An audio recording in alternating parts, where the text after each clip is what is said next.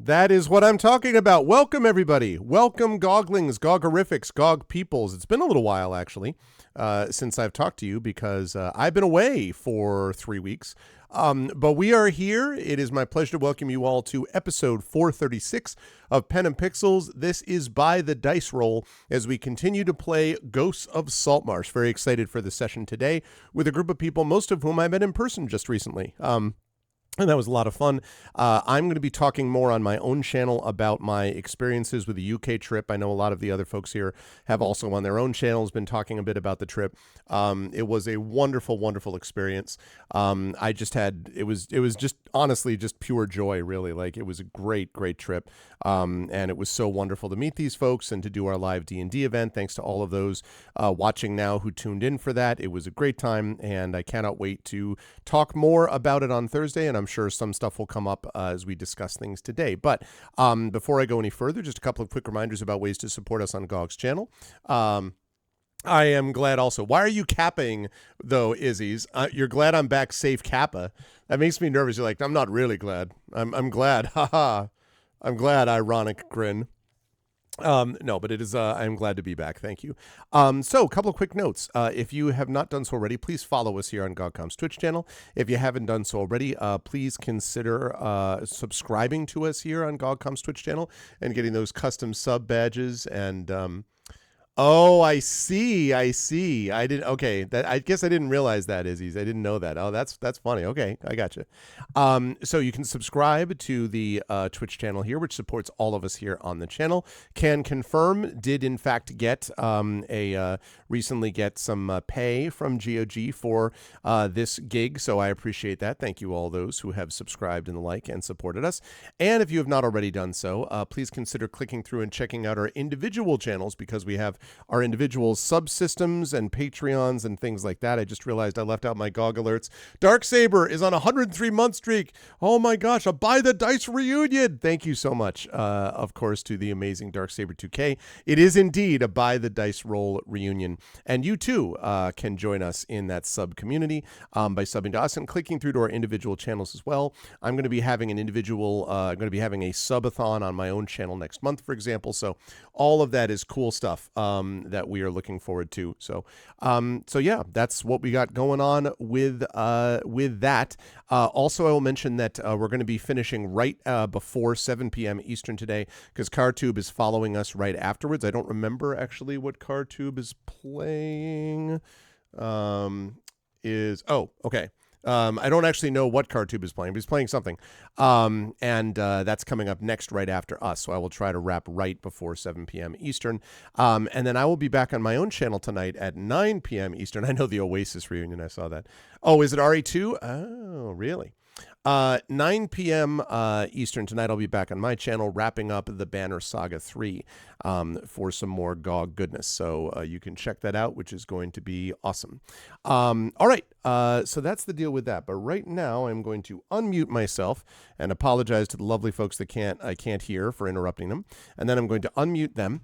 And then I'm going to head over to reveal to you the crew. Here they are.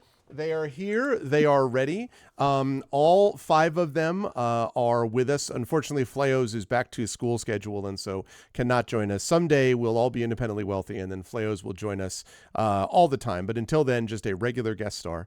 But I am here with the rest of the Buy the Dice Roll crew, and 4 of these folks I had the good fortune to meet just recently. Felt surreal that we met them, and then surreal, after we left and all that. But it was great to be able to see them. And I guess actually, I don't know how many of the others have this, but this is a good time to bring this up. So this comes to us directly, commissioned art, I'll have you know, from one Peripheral Mike. So I think it's appropriate. I have here I see Saber showing it too. I have the Saltmarsh Jewel of Kalen's Coast. See, look at that Bruce's version is currently in the post. Okay. So that's coming. So see the lovely, like you can see how peaceful it is, right? There were no TPKs here. There were no, Brian's bodies lying scattered across the beach on multiple levels, or Morthwheel getting attacked by weasels or whatever. Like there was none of that stuff down there, right? Oh, you had where did I put I don't know where I put the D&D. I had it somewhere. Wait, I have it. No one knows what we're talking about. All right, I'll try to find it later. We have all the name tags that we had as well. This was a wonderful thing. Thank you again to Mike publicly. I'm going to put this up prominently up there so that people can actually see it. It is really super cool. Like I got 2 really amazing gifts. I got gifts from so many people, but 2 of the things art-wise that stood out to me were this was one, and the other one was the art book from the amazing Tari Tunes, which came as well. Tari also did those name tags that Saber just held up. So anyway, it was an amazing experience, and it was so lovely to see all of you. I'm sorry I could not see Bruce in person, but soon. That will be happening soon. All right, so let me start with the person on the left, and that is, of course, the awesome and amazing Pyron Jade, from whom we received several jars of Nutella and multiple sweets. I have to tell you, the bag of sweets brought to you by Pyron Jade was, I think we just may have finished one of the pieces of chocolate that was, there were a lot of sweets, y'all. It was something else. Pyron Jade, it was wonderful meeting you. How do you feel about everything? Was it a dream? Was it for real? How'd you feel about this thing that we did together? And who are you playing this evening? Is this the real life? Is this a fantasy? I enjoyed London immensely. I came back with such an energy boost and so much positivity, and I'm still riding on that wave. Yep. So I'm very, very, very happy that we're playing tonight. Looking forward to it, and it was. You people have to imagine that, like Saber and I, like meeting in person for the first time, like. In front of the front door of the apartment, and just, are you a hugger? and then we hugged, and it was just great, and everything. It is yes. So tonight, D&D, D&D with Buy the Dice Roll, Ghost of Saltmarsh. I'm a Kenku, huzzah. I'm a Kenku, huzzah. And I'm going to ask what everyone cool thing people have gotten at level 5 in a minute. I will tell you all, chat, I had a front row seat, by the way. So I have this free game I got from Gen Con called Money Bags. And it was a game where basically you weighed up the gold coins that you had in these bags. And I was playing it with myself, with my son, Mini Arv, and then with Pyron and with Darksaber. And like, the game starts and basically you're trying to decide who has the most gold in the which bag or whatever, and you can challenge if you think someone has more gold than you and is taking away. And I don't remember if it was Pyron challenging Saber or Saber challenging Pyron, but it was like instantaneous. I think it was Pyron like got the turn. It's like immediate challenge. Like it was just instantaneous. It was like a holdover from Talisman and Barony and all that. So you'll be happy to know that the honor among thieves remained exactly that. In the game Moneybag. So I saw it in person. But no, it was great to see Pyron, and I'm glad to see you here tonight, Pyron, which leads us over to the aforementioned Darksaber 2K. Now, my son, Miniarv, was a huge fan of everybody in the house, for sure, but was mentioned again today when Saber came over to my channel. My son is back to school on Thursday, so he's home today. And he came up and he was talking to me and like watching me play. And then I was like, oh, look, see, there's Darksaber in chat. And he's like, Darksaber, I love him. So he was a huge fan of Sabers and everybody in the room, but just when he saw the chat name, his eyes lit up. So that was the experience. Can confirm Saber is a good dude. Saber, how'd you feel about what we went through recently? Just a couple weeks, just not even a week and not even less than 10 days ago. And who are you playing tonight? It's been a bit of a whirlwind because I had the festival before that as well. So I was riding on that going into this, and it was just a non-stop highlight the whole weekend. Like say, like people meeting, because we were all sort of arriving in ones and twos. Like Ananda met me, and then we found the place, and then we were like pub. 4 pints later, Mike found us. Just sort of progressed from there. It was all very comfy. Because we've known each other for years. There was no awkward introductions. No, are you? Yes, are you? It was just there they are. Yep. And it was just fantastic. We had a great time. That was so sweet what Miniarv said. I can't remember, I don't know how long it was. I also helped test his book. Yes. And that was why everyone was talking about explosions, because my son is working on this choose your own adventure thing, which seems to end with things exploding. I don't know. He's a boy. I don't know what you want from me. He just does things. Anyway, but it was segue quite nicely into talking of making things explode. Morthwell's back, and he's got an arcane firearm up his sleeve now. Oh God, I can't wait for the next thing that's just like, oh yes, it's my arcane bazooka, Arv. It does 7 million points of damage. Yeah, no, it's my tank, exactly. To be fair, some of the others were throwing around some interesting ideas I may or may not steal at some point for inventions. So you're not the only one. I've had just today I've had a back channel request through Discord that reminded me a great deal of a scene from Frozen 2. So we'll see if that comes up at some point today. All right. Always a pleasure to have Saber with us. Thank you also for doing Dashboard Move Up, by the way. So I'm going to post this because this was available publicly anyway. So I'm going to put this up here, and this is courtesy of Effect Life, but you will see.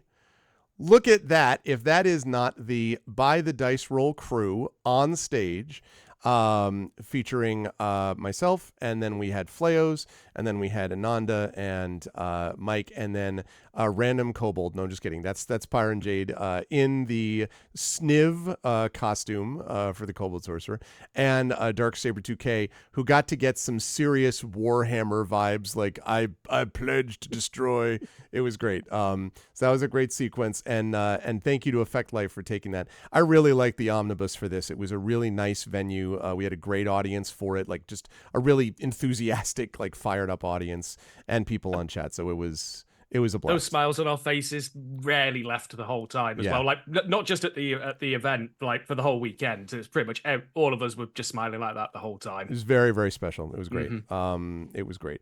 And now I'm not going to keep showing that, but I just wanted to show that a little bit. So there you go. Thank you, Effect Life, for that. Well, Izzy's, if you want this to happen, then we will have methods of telling you how to do that, and it involves something called funding and travel costs. But there has been some discussion of what that might look like. We will see. We have some things we have to discuss among the group of us. But in any case, exactly. Vernon Richard. Boo. Right. Boo. Anyway, always a pleasure to have Darksaber with us. Also a pleasure as well to have Wholesome Horror Gaming, also known as Peripheral Mike, who was kind enough to get us these things that I mentioned before. Thank you, Mike, for those. How did you feel about everything that happened this past couple of 10 days ago or so? And who are you playing this evening? My goodness, how have I felt about the last 10 days or so? It's been a fever dream, but like, I'm not it's been the best fever dream. Like it's been one of those. I just want to echo what people have said. It's been really comfortable meeting everyone, and like I think I said it to probably everyone. I'm like, do you know what's been really nice?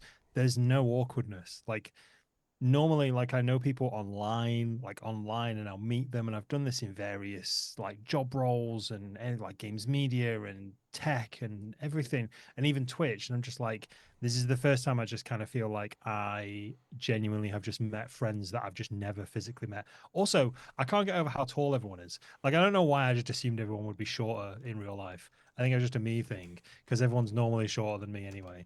But like, people are normal size human beings. I don't know what I was expecting, but yeah, it was a wild time. It was a proper wild time. But like you said, the Omnibus Theatre was really good for it.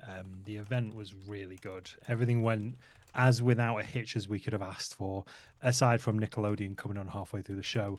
But that's to be expected. Oh, yeah. Every now and then, no Oh one can my really God. explain that Yeah, on the TV. meanwhile through the TV, like we because you had the map on, and they're like going through, and they've got the fighting flying books and everything, and then at some point it's just like, hey, we're gonna I'm like, what the Yeah. frick? And something had happened on the TV that was picking up wirelessly on like some Yeah. Nickelodeon kid show, and I'm like, I don't know what to say. That was very funny. Absolutely.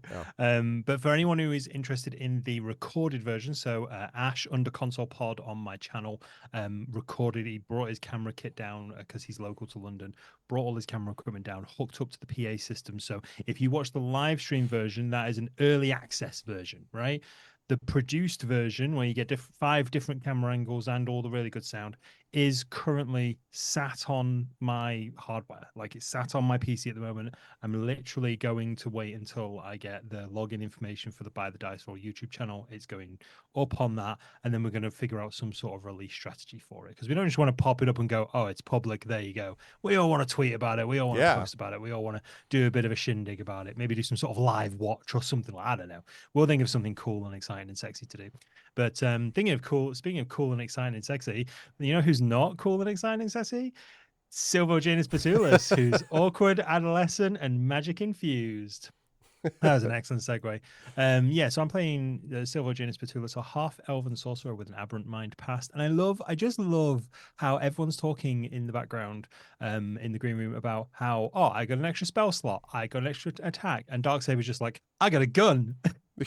Yep, exactly. I love the way he just came out with it. I got a firearm. I got a gun. I got armed. So we'll go into what we've got afterwards, but basically Silvo is probably no closer to understanding what his magic does, but he's excited to have met a new person in green and finally be off that goddamn boat. So I'm excited to see what happens next. Totally agree. And I cannot wait, by the way, to show off the amazing artwork that Bruce did for Green, which you can see a little bit there, but I'm going to zoom that way the hell out so you can see the full majesty of the Green experience in just a moment. But always a pleasure, Mike. Ananda, it was also great, of course, to meet you in person. And Ananda also had the costume with the ears, the pointed ears going on for that as well. And played a character, actually, that I believe, correct me if I'm wrong, Ananda, that she really liked and really kind of enjoyed playing. There was a lot of dancing around trees with this character. It was a lot of very tree heavy, very, very, very tree based. But it was fun to see that happen. Also had one of the memorable lines.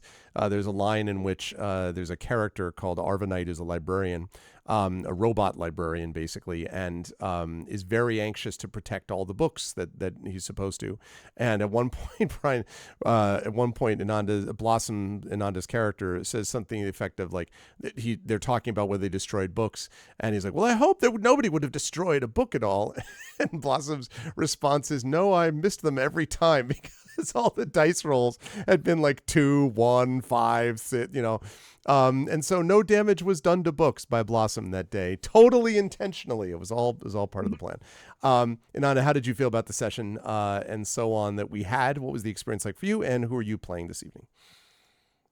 I had an absolute blast meeting everyone. It was so much fun. It was such a shame that Bruce couldn't join us, but next time. Next time. Yeah. So it was such a shame that we couldn't meet, but next time for sure. it was great meeting everyone. I had so much fun. I got to come up on Friday as well and hang out with Saber and Mike, and then Saturday was just it was just brilliant. The atmosphere in the theatre was wonderful, and it was just so much fun. I had an absolute blast, and I even got to stay up in London on the Saturday and spend a bit more time with everyone, which was great. Um, Kyron Jade sent me home with German sweets, which was really fantastic. My son and I scoffed a lot. Yeah, it was brilliant. I had an absolute blast, and yes, I loved Blossom, my character. I very much would like to revive her for a future campaign. Lots of tree hugging, lots of dancing, lots of panpipes. And yeah, it was just an absolute blast. I also got some gifts as well from Tari Tunes. Gave me 2 pins, it's a dagger, and also because there was a pin that featured in the campaign, Watch the VOD. She also gave me another one, which was adorable, which I Oh, had on my that probably was Emily. I think that might have given you that, right? Because that's might have been Emily because the Emily. Athos pin, I want to say. Yes. Yeah. Sorry, I'm terrible with names. Yep. No, that's fine. Because Yeah. the reason is because the other one that you showed was a Kukuri pin from my own character Greyshade that I produced. That's why I recognized Yes. it. Yeah. Excuse me, I'm terrible with names. I do Yep. No, that's all apologize. good. And then when Fraz, my housemate, came home, I got another pin, which was a tarot card, the star. Ooh. Mhm. Anyway, yeah, I had an absolute blast. It was fantastic. But yeah, today I'm going to be playing Brian the Bloodthirsty, who's a water genasi fighter pirate. We've just leveled up to level 5. Hopefully she will be slightly less squishy and not be downed quite so often. That would be Yes. nice. But yeah, I'm looking forward to this evening. It feels like it feels like a hot minute since we played Saltmarsh. I know obviously we played D&D a couple of weeks ago, but yeah, looking forward to get back into it. It's good stuff. Thank you, Ananda. It's always a great pleasure to have met you and to have you tonight. And last but certainly not least, as we've been saying all along, Undeveloped Bruce, I'm sure that was like, oh, here's this great time and this great time. You're like, thanks. Yeah, sounds like you had a Great time. time. Yeah, no, I know. But as I say, this is not the last time by any measure. So, we're gonna was make all it. right. We're gonna make it. It was all right. It was actually no. We're definitely gonna make it happen. Otherwise, how are you doing? How's things going? Okay with you and with Puppy and all that. And who are you playing this evening? As you have now joined us permanently within this group. Yeah, everything's going well here, thank you. The doggos are both napping, so all is right with the world. I also had a nap today, it was good. Yeah, all nice. Today I am it's a little bit, not quite as exciting as some of the things everyone else has said, but I enjoy naps. So yeah, today I am playing Green, who is a turtle cleric who loves to clean. And I didn't even know that his name rhymes with clean until this very moment. Clean Wow. green. And let's see. There is. How do I? Well, maybe I can do it. Okay, let me see if I can do it on this map. I wanna increase the. No, that one. Will you let me do it? No, you will not let me do it. Shoot, I have to figure out how to. Oh, I know how to do it. Okay, so let's zoom in. This is how we do it. Okay. So there you see green. There is green, the turtle.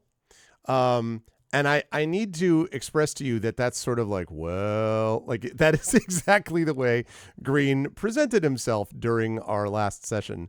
And so I am very excited to see this in my head kind of mix of Eeyore and like some character out of Zootopia and like several of Yeah. these, along with, of course, the deep and abiding druid skill that we have, the turtle power wash. Yeah, exactly, Geyser.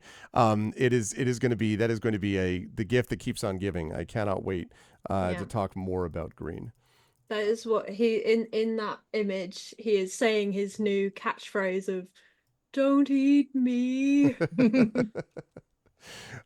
Yeah, which is going to be the classic. It is a pleasure to have Bruce with us tonight. All right, crew. Well, before we fire up the music and talk about what happened, we need to talk about what levels you people are all now. So I will start with Waves and I'll work back over. So Waves, now that you are level 5, what cool thing can you Yes. do? And then we're going to figure out your hit point totals. So, Waves, after our adventure on the ghostly ship, and then swimming back to the other ship and all of this, and the monster from the deep sea, this actually has kind of deepened Waves' connection to the sea and how they feel about it. And now back in, hopefully, safety, maybe, and time to reflect and meditate about that. It actually gave them more of a feeling about like the power of the sea and how alive it is and everything in it. So now as a paladin with the Oath of the Open Sea of the 5th level, they have an extra attack, because that is also something that the past has told them, that hitting people more often is better. And also is a bit more paladin-y and a bit more magical now. And let me open my character sheet so I don't say anything wrong here. So they now suddenly feel able to cast stronger magic. And so yeah, I've got level 2 spell slots now. Yes. And also due to being a paladin, I got some nice paladin spells from my oath in there. And I think we're all going to have a lot of fun with everything that's coming up. It's going to be good. Now, the question is, now you had 46 hit points at level 4. So now Yes. the question is, are you going to take the average, or are you going to do as God and man intended in accordance with the prophecy and roll the dice to see live and in public and in person what exactly your fate will be? Risk it for the sea biscuit. You Exactly. can't Is that skip what you're the going first to do? roll by the dice roll. Like, True. just saying. Yeah, no pressure at all. True. What is your choice, Baron? So it's a D10 plus Constitution modifier. That's it. Correct? Yep. Yeah. I mean, chat people, we all want to see me risking it, don't we? Is this right, chat people? Come on. I mean, I need a little bit outside support here, because that's we've already got to risk it for the sea biscuit. Does chat agree? that's a very good one. I have to admit. That's a good one. Admit that, yeah. Chat, Yeah, do we yeah. agree that we want more risks like in this situation here? Wait. Yeah. Just roll the 10. Yeah, that's all. Just roll. That's Okay, yeah, I can see it. exactly. Okay, rolling it now. It's a 5. I rolled Okay. the average. No, that's half a 10. All right. Well, listen. I mean, so it works out. So close. 5 plus your Just So con do that modifier. twice. Yes. Why did it go away? Where did my character? Oh, because I didn't unpop it. Click. Okay, so come on, don't be like this. My con modifier is 4, so I get 9 hit points. 9 points. So I go from 46 to 55. 55 hit points. We're going to take away the temp for now because we're going to slightly move the time forward just a bit. So 55 out of 55. There you go. Clearly the tankiest bird that we've seen for a long time. A feathered I'm the tank, strong bird. if you will. Yeah, strong bird. All right, good stuff. I'm excited to see what Waves gets up to in the sessions to come. All right, Silvo. Now, last time for you, sorry, not Silvo. I had you out of order. Sorry, Morthwill. Last time, Saber, I had you at 34 out of 34 was what Morthwill was at, or 16 out of 34 actually, but 34 is your max. So, what cool new stuff do you have? I heard something about a gun. Can you confirm? Strictly speaking, arcane firearm. Arcane Which firearm. lets me to yeah. So you remember I randomly picked up a wand way back in our first shopping session? I do. I knew this was coming because I could turn the wand into this. Aha.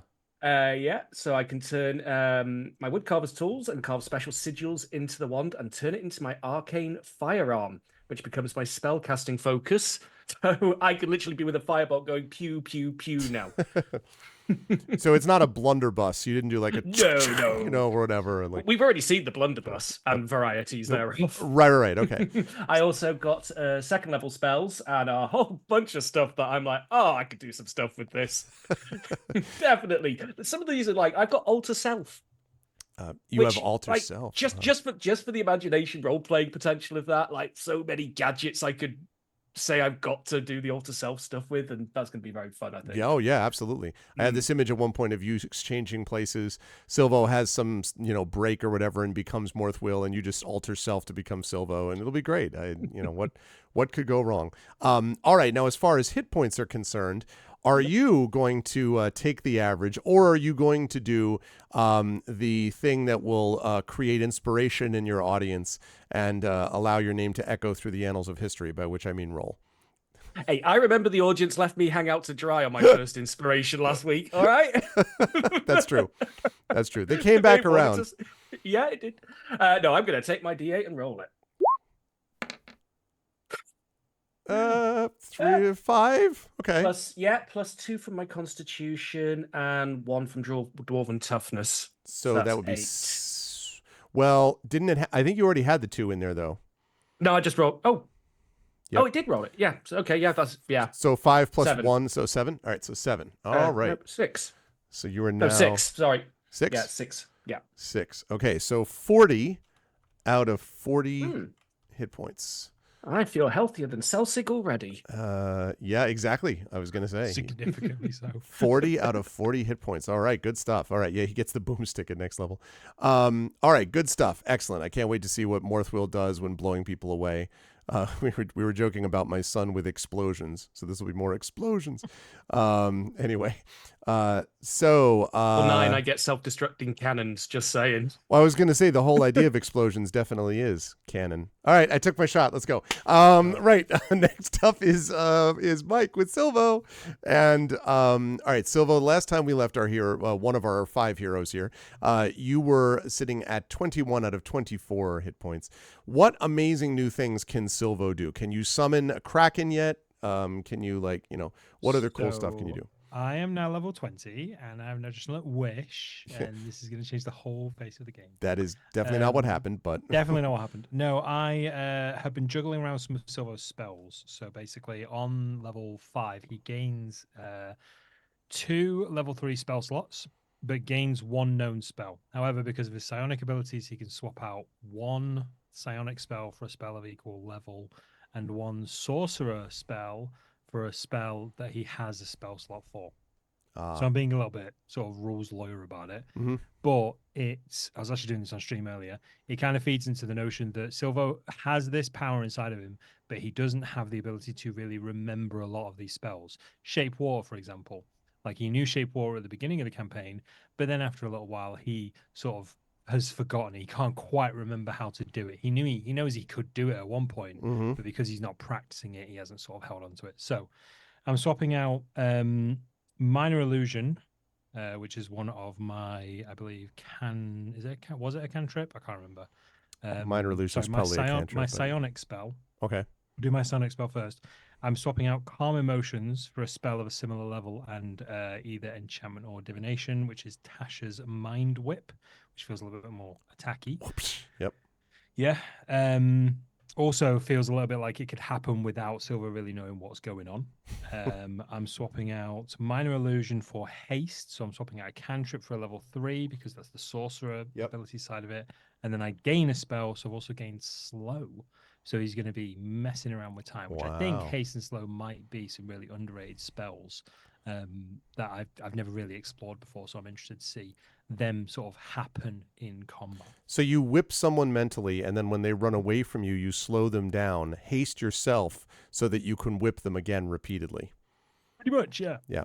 Okay. Just clip that, chat. That's all right. Just clip that. That makes total sense out of context. Okay.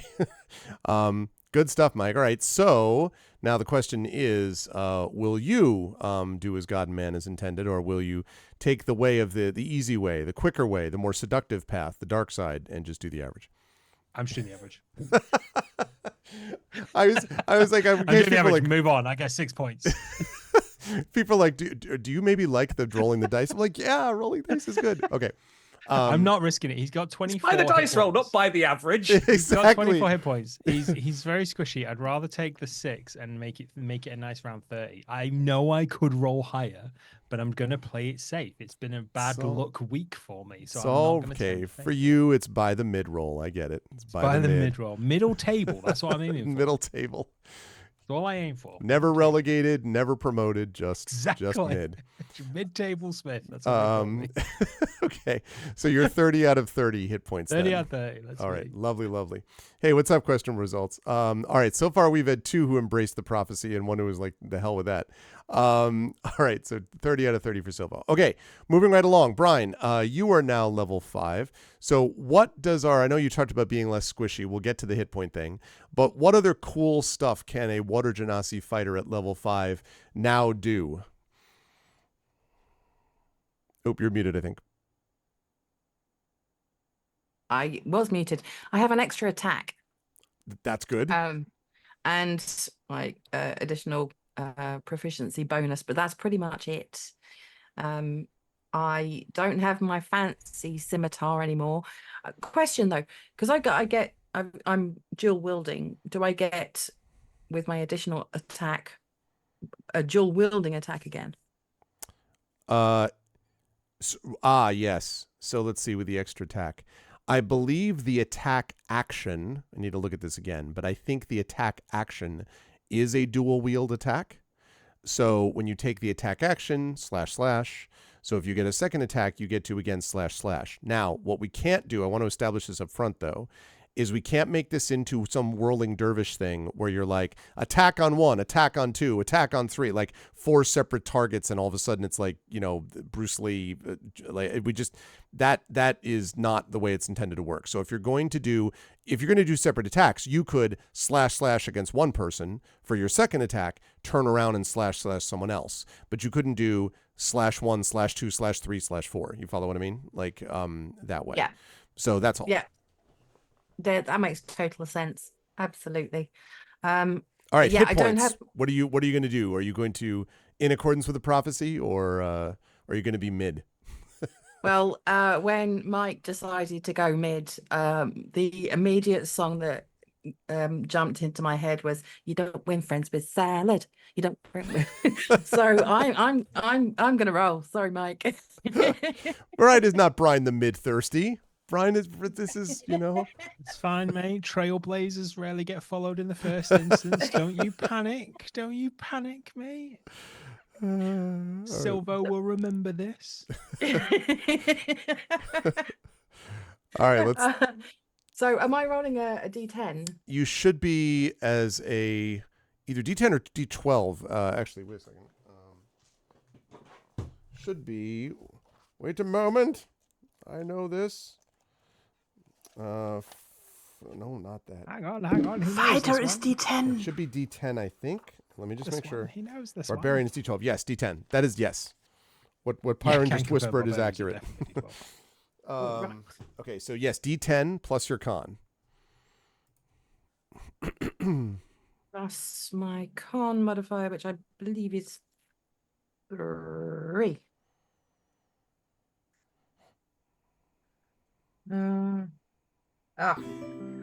It's been so long since I've used roll 20. I've forgotten how to do it. You see do you see it? It's die top left, little dice icon top left. You can do it multiple ways, but I was typing it in chat. Oh, that also works. I've got a 12. Wow, see? That is what, the fortune favors the brave, all right? Inanda, may I ask a question about Brian? You can. What martial archetype is she? Champion. Ooh, thank you.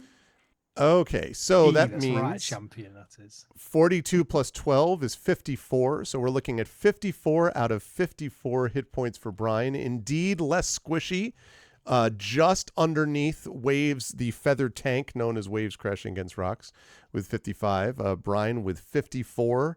Strong, powerful hit points. Am I on max HP now? Yes, you are on max HP. Everybody is. No temp, but everyone is on max HP. And good stuff. Anything else I missed, Inanna, that about Brian or?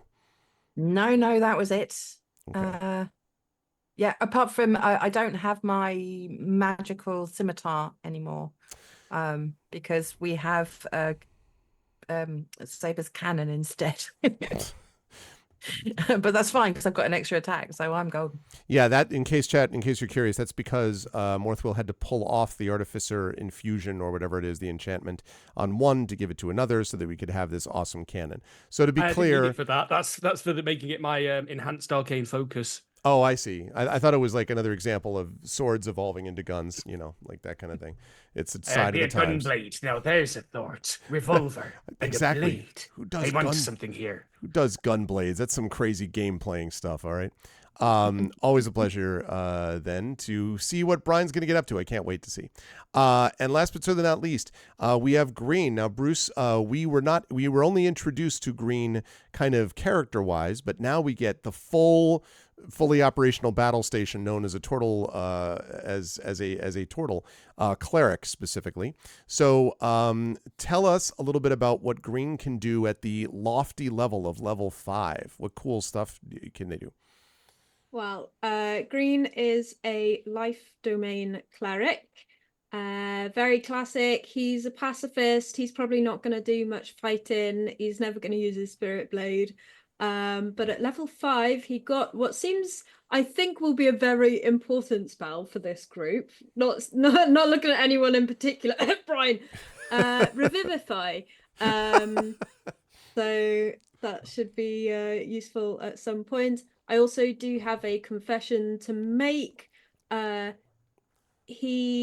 I made the character to one side, I just took the average for all of his HP rolls, and I want to shaking my head.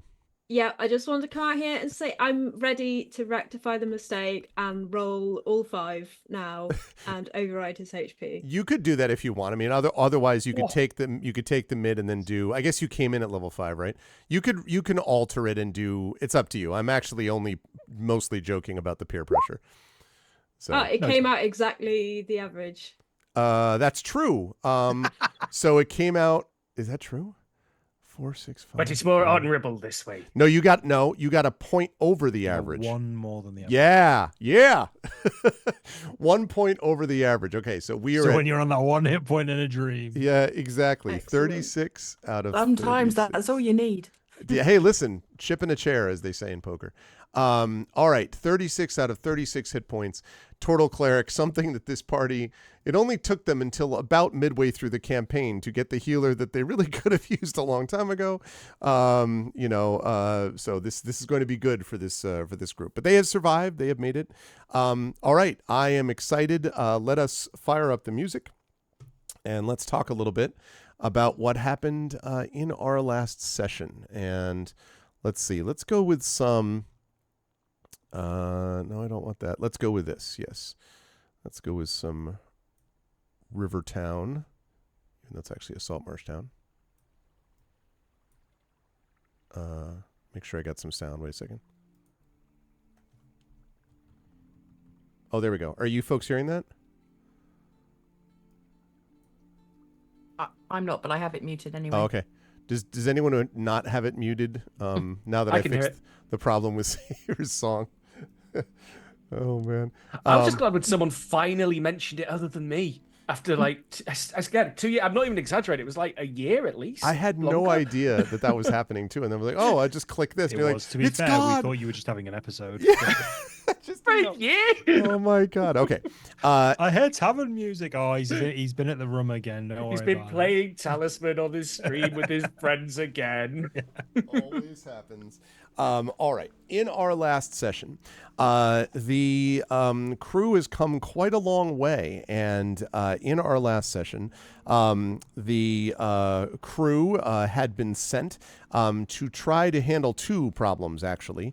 The first was that the crew had been sent to try to track down an alleged ghost ship, a ship called the Emperor of the Waves. I should point out, by the way, that it's still not clear, and I'm not telling the party anything about this, like to go, hey, look at this. I'm just letting them know that it's still not clear what the Emperor of the Waves was doing initially anyway, like what the heck it was. All you know is that it was a very big ship that was involved with shipping of some kind. You don't know shipping of what.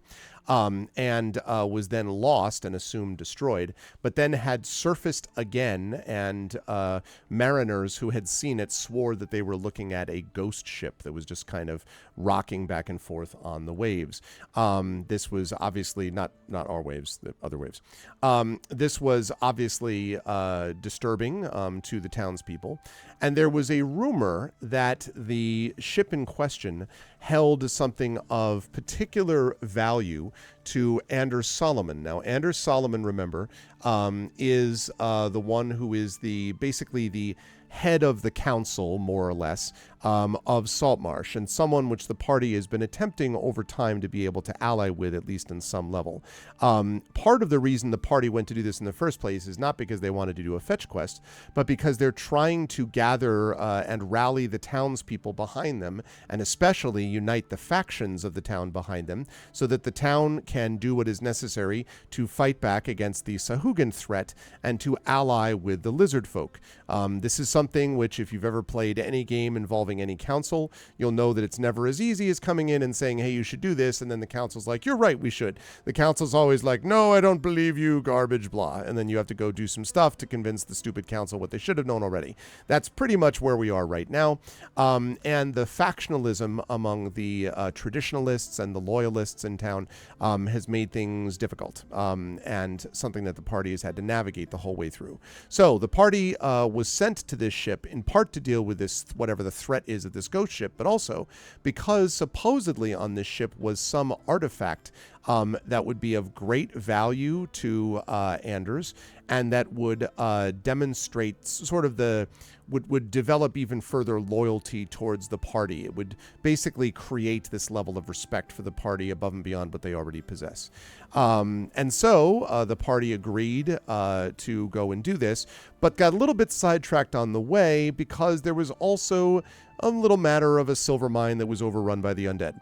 And when the party went to find out what had happened with this mine, what they discovered there were a lot of crocagator dangerous beasts and mushroom exploding corpses and spiders and ettercaps and a bunch of other things that were really very nasty, along with the revelation that undead had literally been walking in, through the passageway of the river and up through the cave and walking up from the floor, basically, of the inlet, and then causing all kinds of problems for the miners in the silver mine. The party managed to resolve at least some of those problems, although it should be noted that the number of undead that were coming wouldn't necessarily have been shown based simply upon a single ghost ship. So it may be that they haven't fixed this problem completely, but at least they have gotten more information and they've reduced the scope of the problem. So the party did both of those things, managed to escape the ship with the box containing whatever this artifact is, barely escaping and getting some help along with a companion that they found along the way, Green, who had been trapped on said boat, and trapped on said boat with a bunch of these bizarro, weird spiders, and with these notes about death cultists and all this kind of weird stuff that happened. And then at the end, if I didn't mention this already, an enormous kraken octopus creature thing was trying to destroy the ship. So the party did manage to escape the Emperor of the Waves just before the ship was dragged below the sea floor, the sea surface for the last time, and made their way back to the shore. So I want to jump us forward here to the morning of the next day. You have arrived back in Saltmarsh. and you have had a chance to rest and basically restore your hit points, etc. And so that's why you're sitting at the level that you are right now. Now, though, you have a decision to make. You have the box that you got, which is Anders. You also have the council to try to meet with, and then, try to gather more information about what to do next about this undead threat, and you still got the Sahugan sitting back there, so you have a target-rich environment for things that you want to try to do. So what would the party like to do? Also, 4 of you might want to talk more with your new companion Green as well. So having said all that, what would you all like to do? Green's just going to anxiously follow Brian around. In case she trips over her feet. Morthal's definitely taking a poke at the box. Just, we've got his tools out. He's like doing little taps. He's like examining it with lenses. Mm-hmm. Okay. Waves is also very curious and just standing next to Morthwell staring at the box. Okay. Silva, what about you? Silvo is sort of sticking around with Brian and Green, and occasionally we'll just ask just general questions of Green, like, so, where is it you actually come from? I come from... I don't know.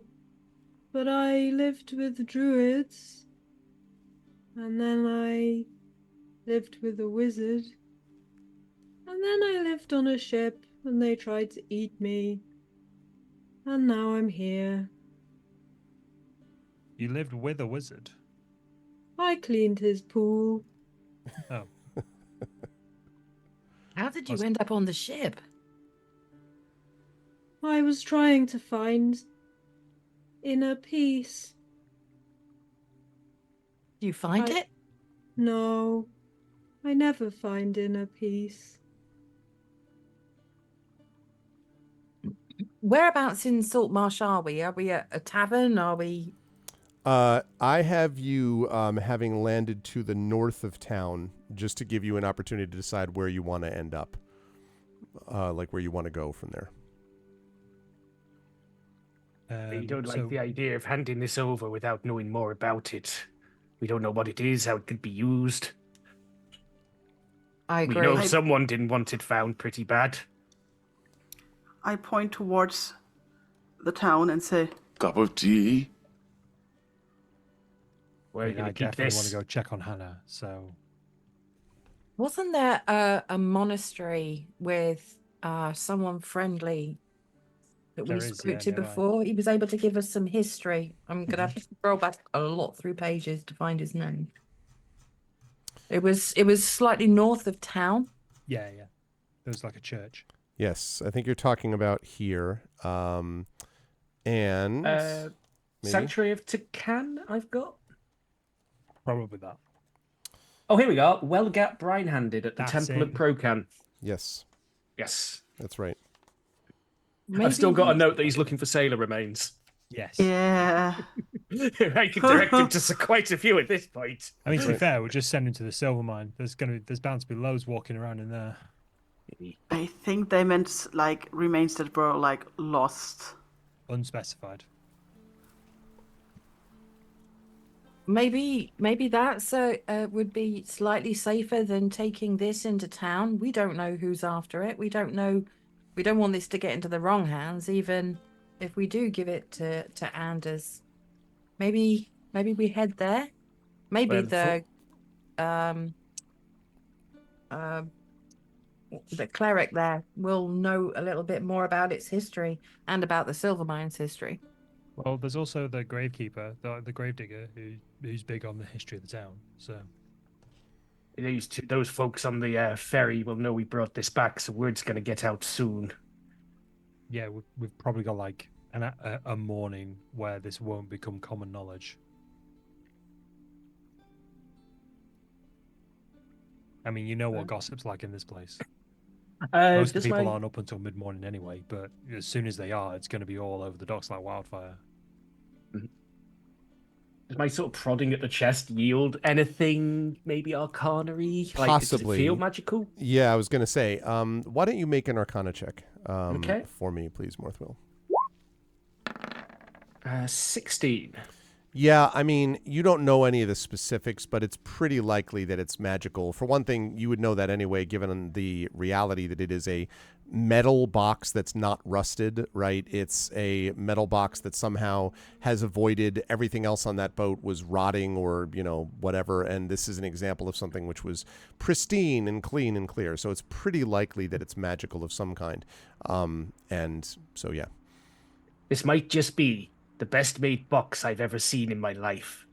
And I'm over 300. So clean. And it stayed clean. It is a nice box.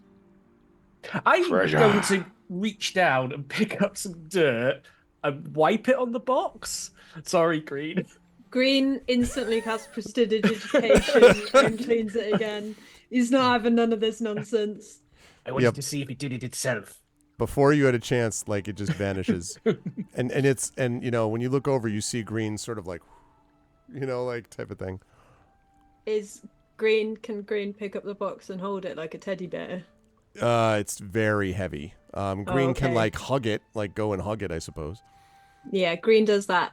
Can Green do a religion check to see if there's some religious historical context for this box? Sure. Go ahead and make a religion check for me.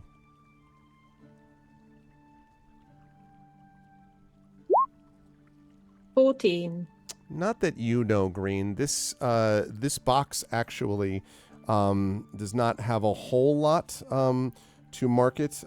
It does have basically this. It's made of iron of some kind, but it's a blue metal iron. And not really with any runes or anything obvious on there. So it certainly could have been maybe used for a religious ritual, but nothing that that would sort of go into the religious history books. Are you still hugging it? Yes. Okay. Silver's just going to sort of look around and go, well, I can't wait to tell people when the cut of the box. It is a very nice box. It's all right. I mean, I'd like to hand it in so we can get paid. Not that I'm trying to rush this along, but we really don't know what's in it. It could be something powerful. It could just be someone's pants, for all we know. Do we see a lock? Or any hinges or anything? You don't. You do see there is there's a slit around it, like a place where you could see where the lid is, but you don't see any hinges or any latch or any lock of any kind. But you just see, all around you do see a slit, so there is a lid on the box. I would like to speak detect magic, and what I want to try to feel is not only the thing in the box magical, but maybe the box itself. Is it something I can find out? Not sure about whether you can or cannot find out about inside the box, but you can certainly detect magic and see what magic may be around the box. I already did that on the ship, so I found out that this is a magical thing, but we knew that the thing inside is a magical thing, so I wonder if the box maybe is also magical. I see. I can tell you one thing for sure, which is, I don't know if this was mentioned on the boat or not, but the school that we're talking about here is abjuration, which generally is stuff to hold, to secure, to close, to lock, and other forms. But so yeah. Okay, so I did feel that. Yes. Quite strong. Okay. So it's really, really long. Okay, so Apparently. how do I? And really, really clean. Maybe it has cleaning supplies in it. I point towards the small seam of the lid and say, It's a spell. Yes. Yeah. That cleaning think of doesn't that. happen on its own. Yeah. The whole. Who did you want to deliver this to? That would have been... I can tell you if you don't have it, but Yes, please. yeah. It's Anders, isn't it? Anders. It is Anders Anders. Solmar. yes, And the Saltmarsh. who's kind of the mayor slash leader of the town, roughly speaking, who claims that if the legends were true, there was an artifact belonging to his family within this box. Yeah. He's Anders Solmar. He's a not terrible politician. I mean, there are some pretty bad ones in the city. He's a not terrible one at the minute. He has been pretty straight with us so far, despite the Where runaround. is he? I point over to the middle of town. I'm like, in one of those big buildings. All right. And Green picks up one side of the box. He really wants to take this box to Anders, so Anders can presumably open it, take the contents out, and then Green can keep the box, is his thinking. So he's ready to go. Someone's just watching Green lift up one end of the box and nobody else moving. I'm just like, Yeah, I mean, it's like He just I looks mean, I'm with the not most doing it. pathetic eyes you've ever seen in your life, like pleading, pathetic eyes, looks around the group. I don't think anyone else should see us with this box as we stroll through town. It seems like there are some slightly shadier types that might also be interested in it. I'm going to turn to Silvo and say, do I remember you having a crystal ball? Oh no. well, I've got this. And he sort of digs around in one of his many hidden back pockets of his jacket. He's like, I've got this, but to be honest with you, it hasn't really done a lot. And I'll start staring into the weird crystal ball just to see if it shows me anything.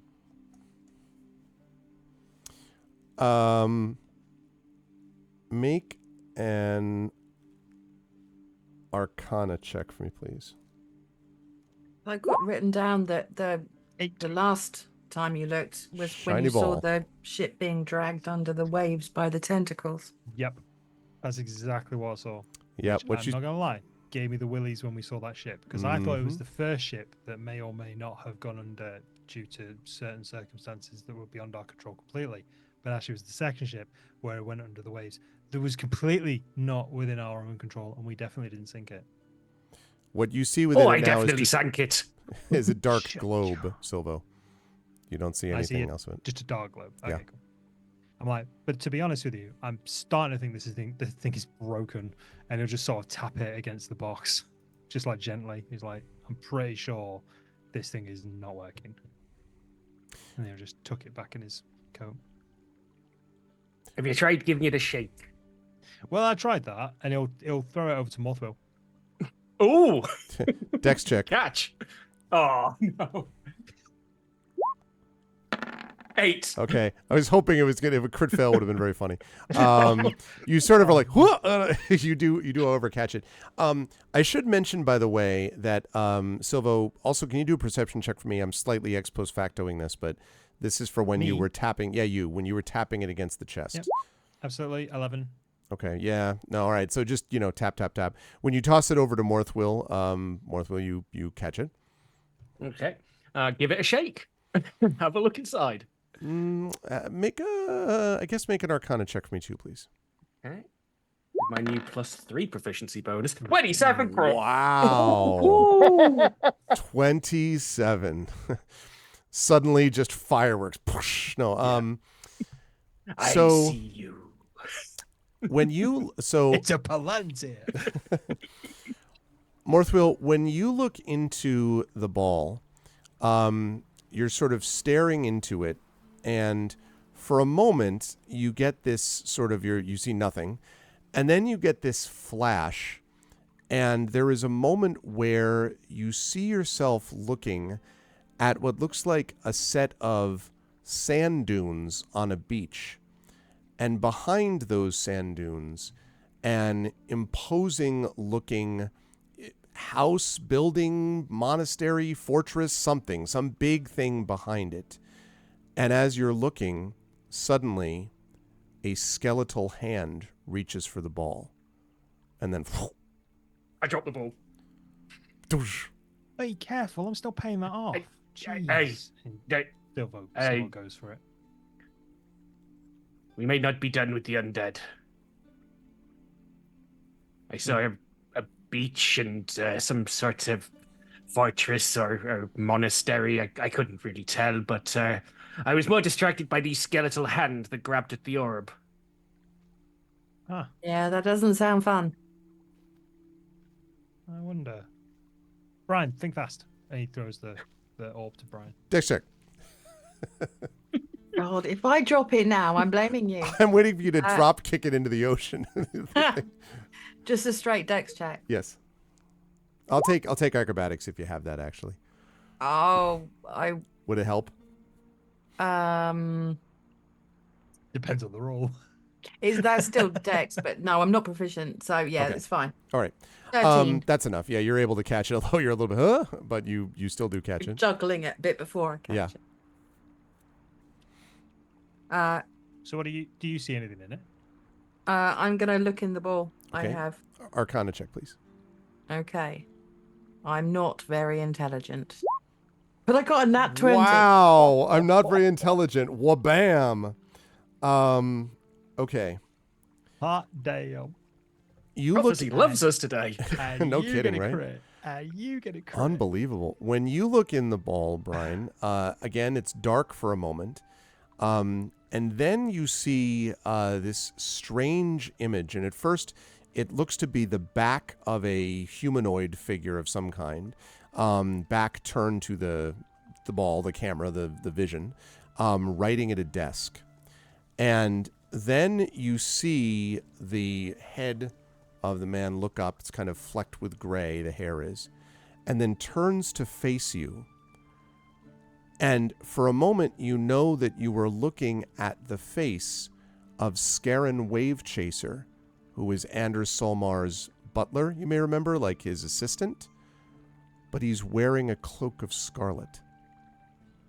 And then that vanishes too. Well, that's very strange. I've just seen Saren Wavechaser, but he's. Do you know what signifies? Do I know what signifies a red cloak?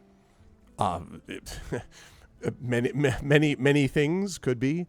There are many red and scarlet, cloaks and organizations and things in the world. Anything specific to Saltmarsh that a resident might know?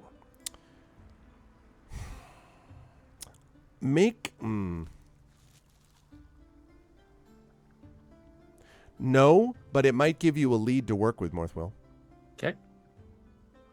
Silver is furiously just scribbling down in his notebook what Orthwell said and also what Brian said about what. Did I recognize the setting, the desk? Have I been in that location before? You did not. You definitely recognized him, but the I will say, Brian, that there are some notable sort of things that you remember about this. There's things like, there are different sort of inclinations that you've heard before. A lot of, pirates wear sort of like the bloody red-handed, blah, blah, blah. So they wear red stuff, but you didn't recognize that. This seemed sort of a dark kind of red, I would say, and very, very sort of dramatic looking. Was also wearing, I should say, not just a cloak, but also robes of red. So it was basically like dressed entirely in red. But you didn't recognize anything about the desk or anything like that. But it was definitely him, and he was definitely wearing this sort of dark red clothing. Okay. I when I'm obviously relaying this to everyone else, I'm going to try and think of the closest red that I've seen in nature, so I can say it's kind of that red, but a bit darker. Just so I can give them an exact, or as an exact color as possible. Okay. Nice. Dark tomato red robe. Got it.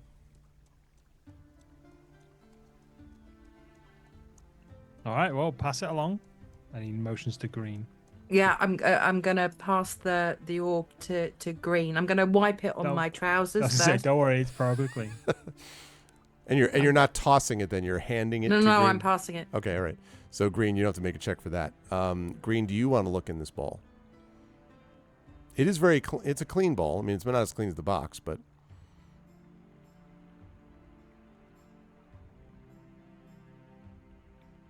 no? Okay. No. If anyone had wanted to throw it to Green, he would have used his dex to dodge out of the way. Oh, okay.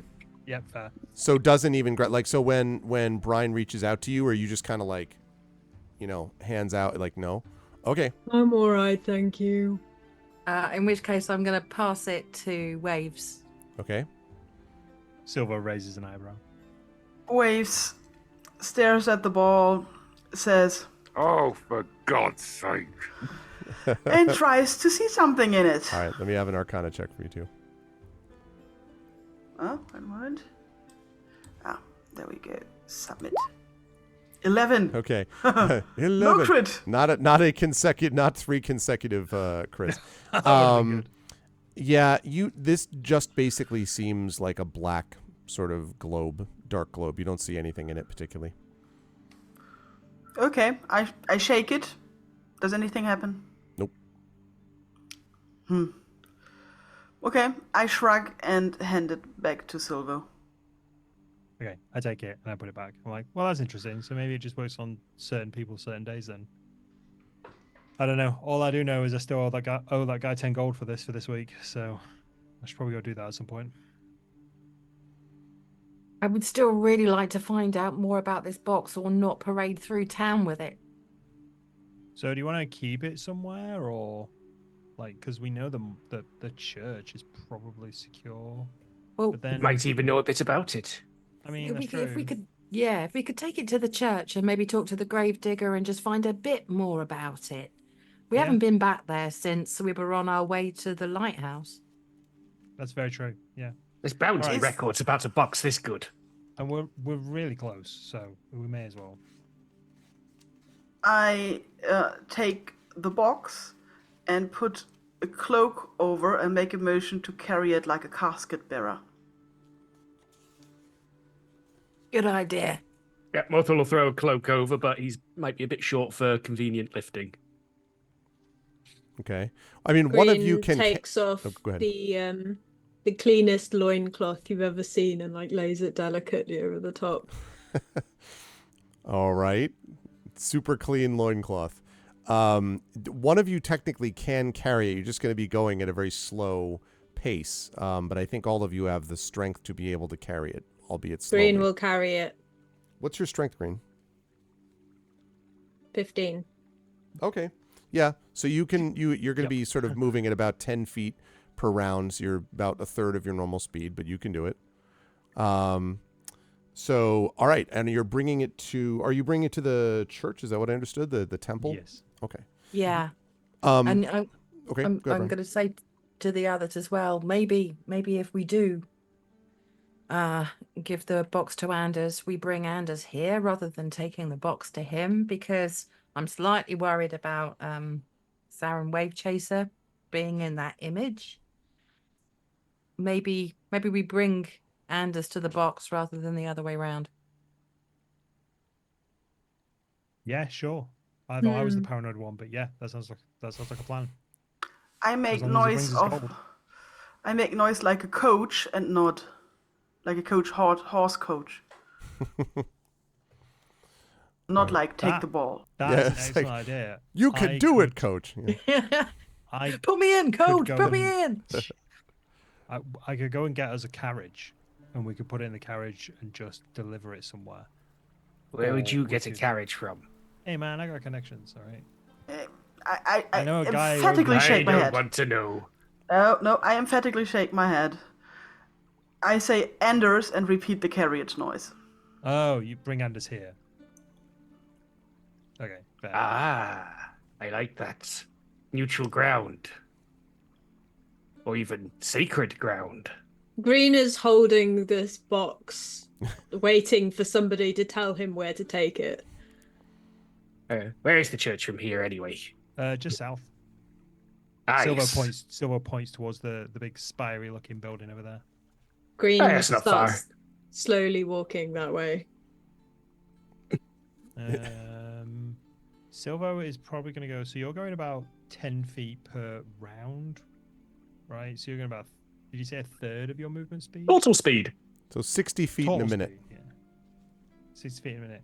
Can Silvo go about 30, 40 feet ahead Sure. just to see who's there? Sure, absolutely. If you're all doing that, Silvo, when you get close to it, you can hear from inside. There. And whatever the storm might be, one knows that you will come back alone, or not come back at all, unless you cling to your brotherhood and your faith. And you hear a couple of people. You can't quite make it out, but it sounds like a couple of other, people inside. And then And that's right, what? brothers, because it sounds like there's services going on. Maybe. Yeah, Silvo. what day is it? This is like a Thursday, but Like you a do Thursday, know, okay. Silvo, that there are several services held per week Yeah. at this place. The Temple of Procan, not surprisingly, very popular in a coastal town. A lot of absolutely. people into that. So Silvo at this point is going to look down this direction and just make sure there's no one here. And you can see that line on the map. I don't see it Down yet. the side of the... Oh, I see. highway. The brown one, yeah. cool. The brown one. Yeah, the brown one on the brown background, obviously. Okay. Is there anyone down that side of the church? When you look on that side, no. That's leading back towards the cemetery, the Saltmarsh Yeah. Cemetery. But you don't see anyone back there at the moment, no. Okay, so Silvo's going to move to about... Oh, I cannot grab my character because I chose the wrong thing. He's going to move to just past the church, so that's like Okay. just here. Is there anyone directly outside the church? At Would the anyone moment, see us approaching? there's no one directly outside the church at the moment. Okay, cool. So if I can, who's the closest to me party-wise? Mother would have probably been following you because he can't let any of you out of sight for more than 5 minutes at the moment. I mean, it's a very fair point.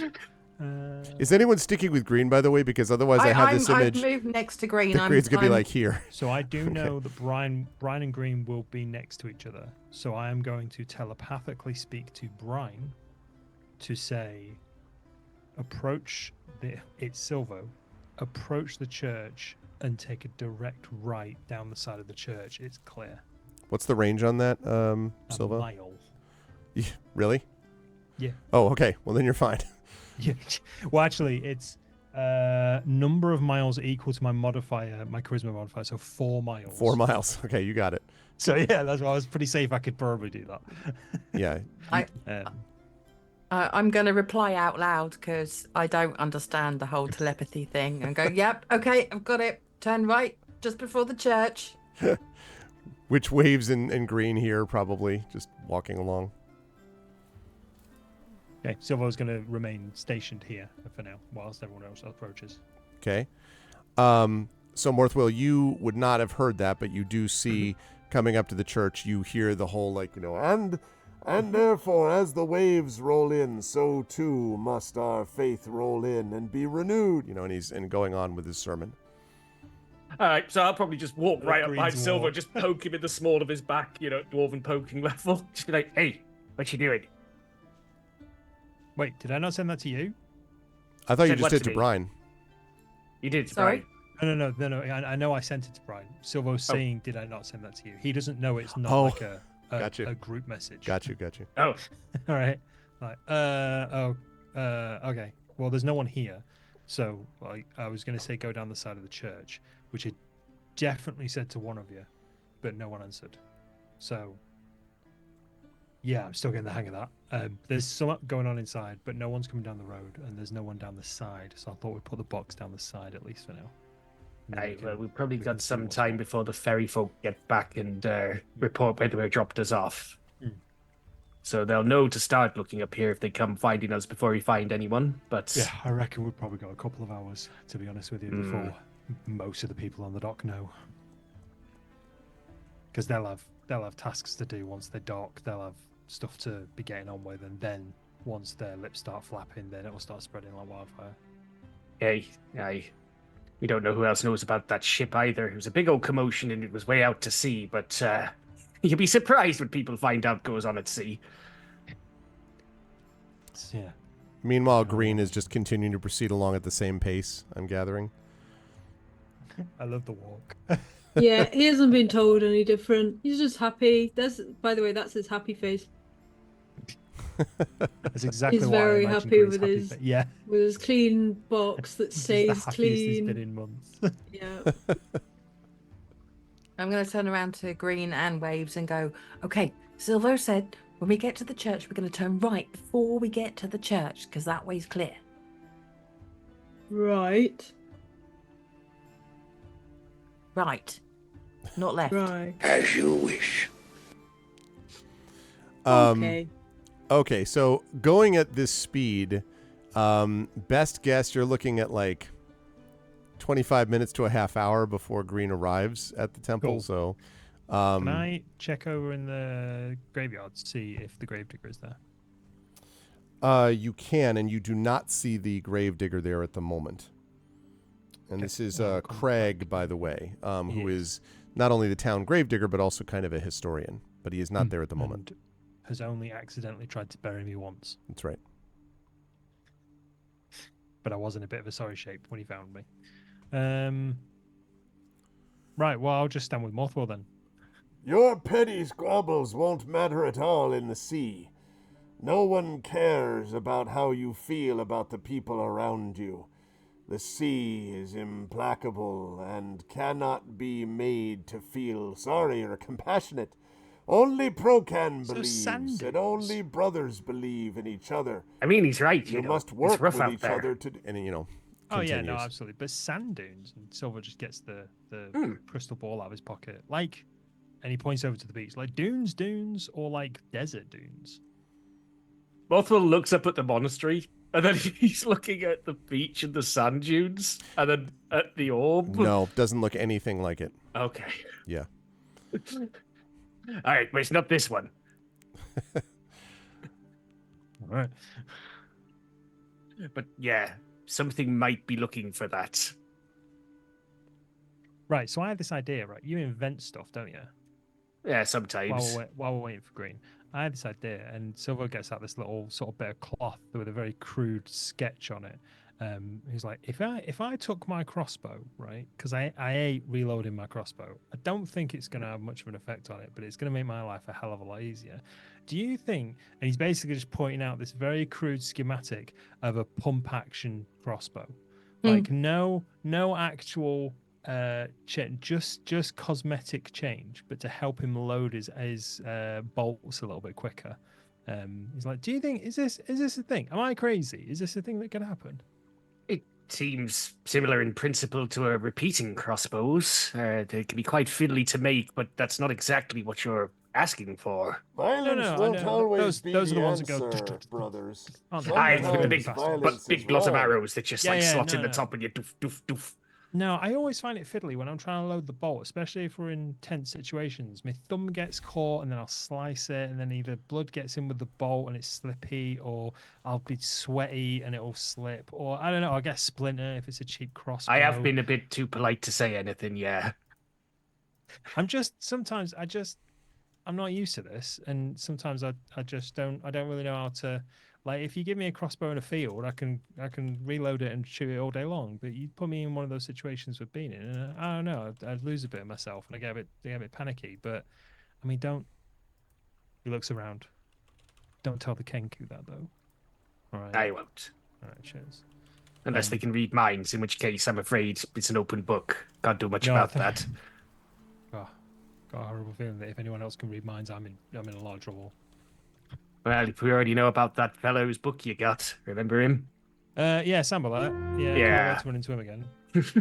I'm sure we've seen the last of him, what with Yeah, us having yeah, his sure, spell that's- book and everything. That chapter has resolved itself. See, Ah, this is we what I won't. tell the orphans. This is No what I tell the other repercussions. Urchins. Yeah, this is what I tell the other urchins. You ignore your problems long enough, and your problems will eventually resolve themselves. Hey, muddied waters clear in time. Exactly.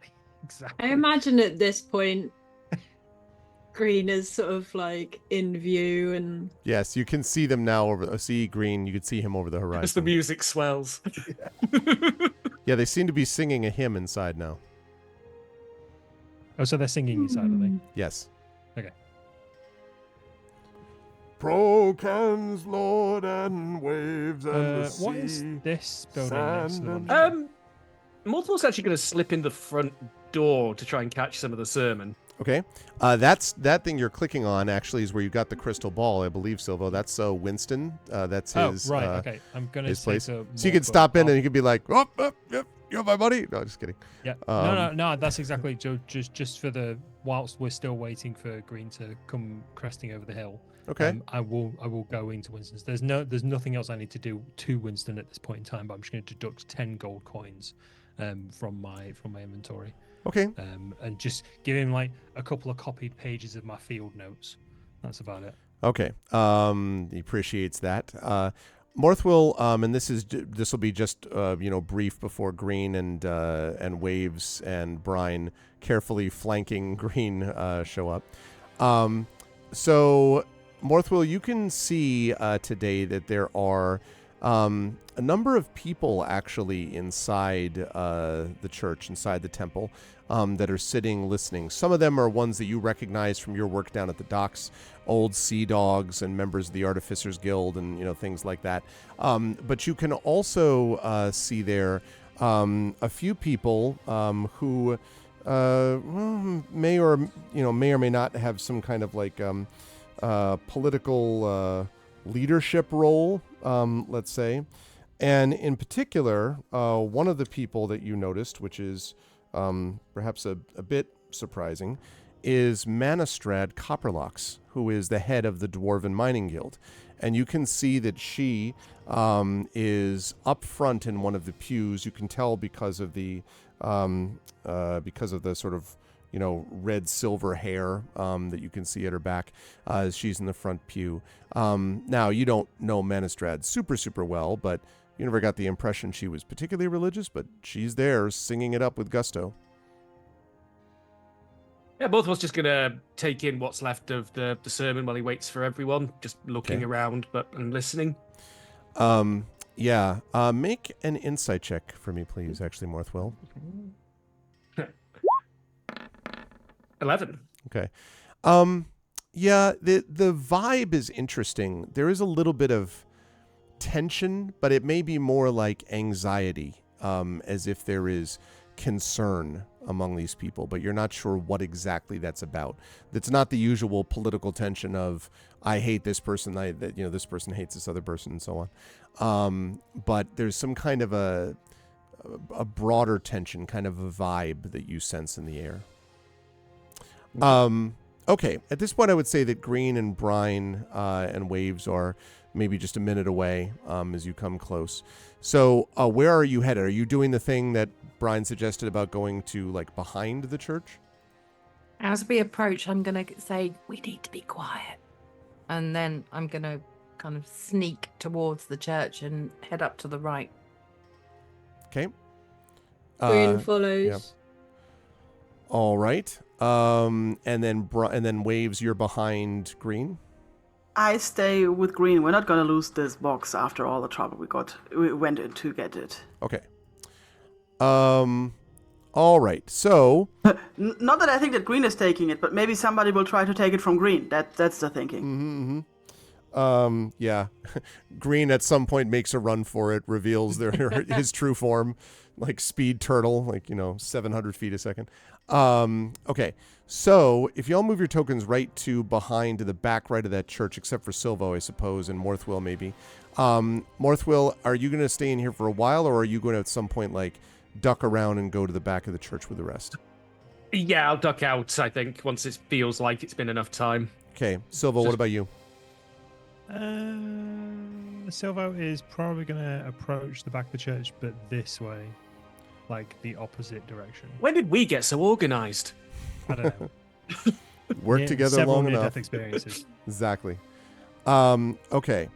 So Waves, suddenly you hear from behind you, oh, that's a nice box you have there, it is.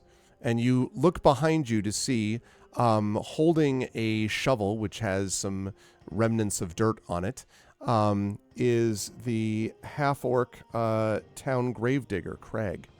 And he says, well, I see you have a box there. And a nice one, too. Surprisingly clean. And he looks at you with a recognition waves because you've met him before. And, I believe you're the Kenku. Waves, I think was the name. But, and you're Brian, pointing at you, Brian. I don't know who you are, though, pointing at you, Green. The box is covered with a cloak. Oh, that's right. No, I'm still going to say that he sees it. Or to be frank, not sees it. He says it is covered in a cloak, but he says several times that it's a box. So I'll wait to describe what that's about. And then, as I say, he says to Green, like, I don't much know what you look like, though, or who you are. I don't know who you are either. Is he clean? No. Craig has got a lot of dirt on him. He is the head of his craft, as it were. Green just takes a step backwards with the box. Oh, I understand. Sorry if you're... my name's Craig, by the way. I manage the cemetery here. I know something about boxes. You can't put fabric over a box and not tell me I won't know what the difference is. I've done that myself many a time. And he kind of grins at you. He has one tusk over the front of his mouth and smiles. Green, you can see there are several bits of, dirt kind of falling from his shovel onto his pants and then rolling down to his boot. Greg, this is Green. Green's our new friend. Green likes to stay clean. So no offense meant. Green, this is Craig. He is very knowledgeable and helped us out before. Well, hello. And he goes forward holding his hand out to you, Green, to shake your hand. Dirt falling from it. Great. Sorry, I'm holding a box. Oh, I right. mean, not a box. And he he raises an eyebrow and kind of looks at you and then is like, well, never mind. I suppose it's worth it that you've got whatever you've got there. In any case, what are you doing behind here? If you've got someone to bury, there's official ways to do that, you know. Greg, is it Waves possible that we Waves can try- have a chat? Waves this also what tries to Waves tries to distract us also, and like pats Craig on the shoulder and says, You look very fashionable. Apart from the mud. And Craig, You just happen to have that one. How? pot from the mud. Sounds like Michael Caine too. And he kind of looks down at his shoulder, left and right, and thank you. I appreciate it. Well, I didn't mean to offend, but if there's something to be buried, well, it's got to be done official like, and you got to talk to Welgar about setting up a ceremony and all that. It's not just an open pit back here, you know. No, we understand that. We're I not going to nod. bury the box. We just Maybe we want should. to find somewhere we can have a chat. We've had quite the adventure, and we'd like to get your insight on a few things, if that's at all possible. Oh, well, I suppose. I just finished laying in one. I've got another plot that I've got to take out in a minute, but won't be able to do anything about that now. And he sort of pauses for a minute, and then he says, what exactly, and he kind of, again, glances back at the box that's being, clutched desperately by Green, and says, what exactly, what are you doing with this thing that you need help from? I mean, what exactly can I do? Can we go somewhere safe? Well, the cemetery's as safe as the dead. He's talking to a cleric, right? Right. He's Okay. So it's plodding towards the cemetery with the box. Okay. Can I say Silver probably is Sure. around the corner at this point and sees Craig? Sure. All right, mate. He says, "Oh, Silvo, and you know these people too? They're just about to take a mysterious box to my cemetery." Yes. It's well, not a box. No, it's Oh. a table. It's a table, mate. We're gonna play cards. Do you want in? We're a tabletop group. Yeah. It's one of them tabletop games. Don't worry about it. Anyway, so we have something we might need to completely not nefarious, which I know is unlike me. You got anywhere safe around here that we could maybe store something that's definitely not a box and definitely not covered in cloaks right now? Maybe a crypt or one of those nice mausoleums. I hear Mrs. Butterworth hasn't had any visitors for a while. You could maybe crack open her crypt. And so he kind of pauses and blinks and then says, Silvo, don't take this the wrong way, but is this anything on this wrong side of the law that I'd be holding for you? Does that belong to someone else? God's honest truth, it is absolutely above board. We just want somewhere safe to store it while we find out a little bit more about it, because if we deliver it to the wrong people, bad stuff might happen. It's above board, but it's dangerous if you deliver it to the wrong people. Could be like a sword. You make a sword in the right hands, it's perfectly safe. In the wrong hands, it's a deadly weapon. he nods slowly. Persuasion check, Solo.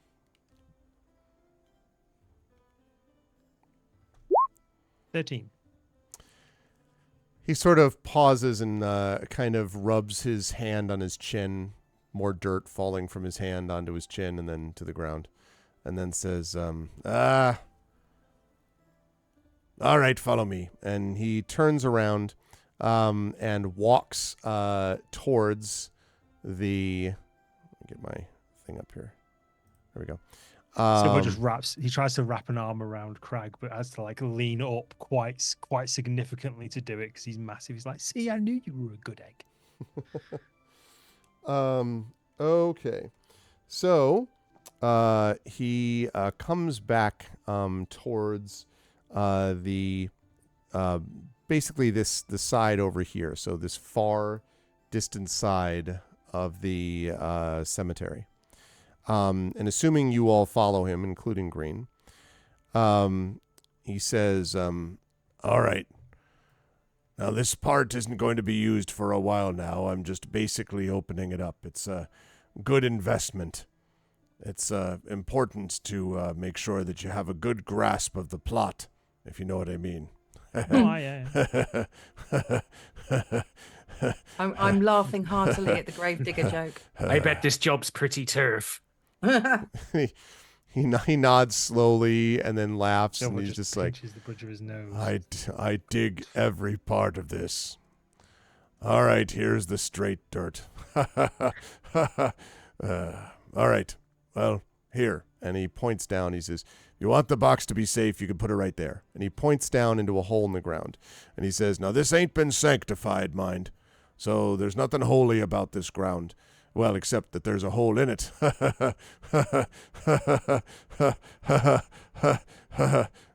Anyway, you can put this down in this hole in the ground, and then we cover it over and nothing will come and bother it, at least not for a long time. We're at least 6 months away from needing this plot. Also, we probably won't need it for that long. We just need to straighten a few things out, and then we'll be right back for it. Well, that's what I got. I don't have a shed. Other things I keep inside the temple. Green drops the box into the hole. Doof, big cloud of dust and dirt goes up. Prestidigitation. Yeah, Prestidigitation. Okay. And and it just stands in the hole there. And he says, We'll get shoveling. all right. So while Morthwill, you're shoveling, Craig turns... Oh, yeah, go ahead. Green would like to, Prestidigitate while shoveling? Oh, okay. No, bless the site of burial of his precious box that he loves. I see. May it forever be clean and pure. Okay. I was going to ask. All right, so we do get the clean and pure blessing.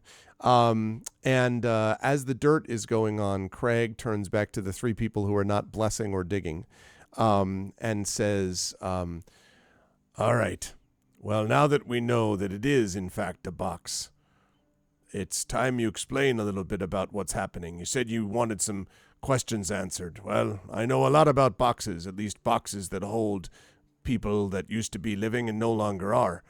But I know something about the history of this town, too. I've never seen a box like that.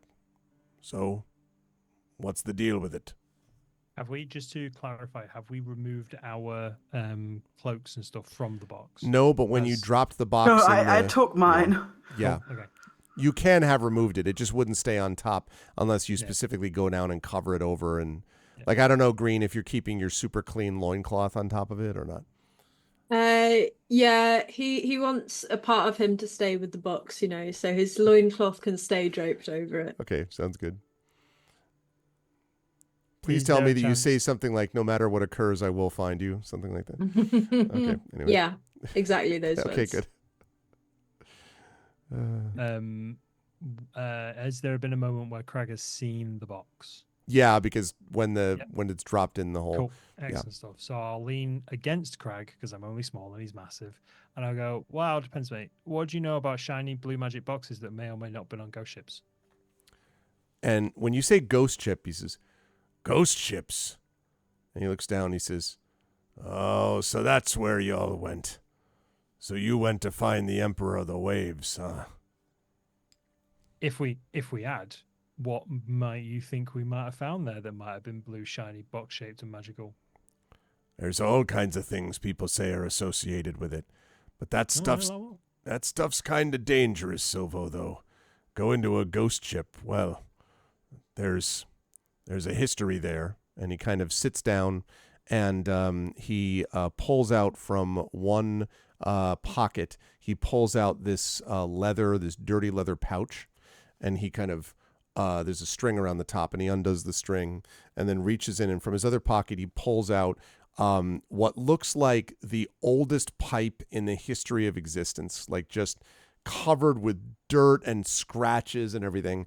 And he turns it around, tap, tap, tap. And what comes out of the bowl might be tobacco or might be dirt. You're not 100% sure. And then he packages the bowl. He packs the bowl with tobacco from the stuff in his pouch. And he says, and then he sort of puts the pipe in his mouth, puts the thing back, puts the pouch back in his pocket.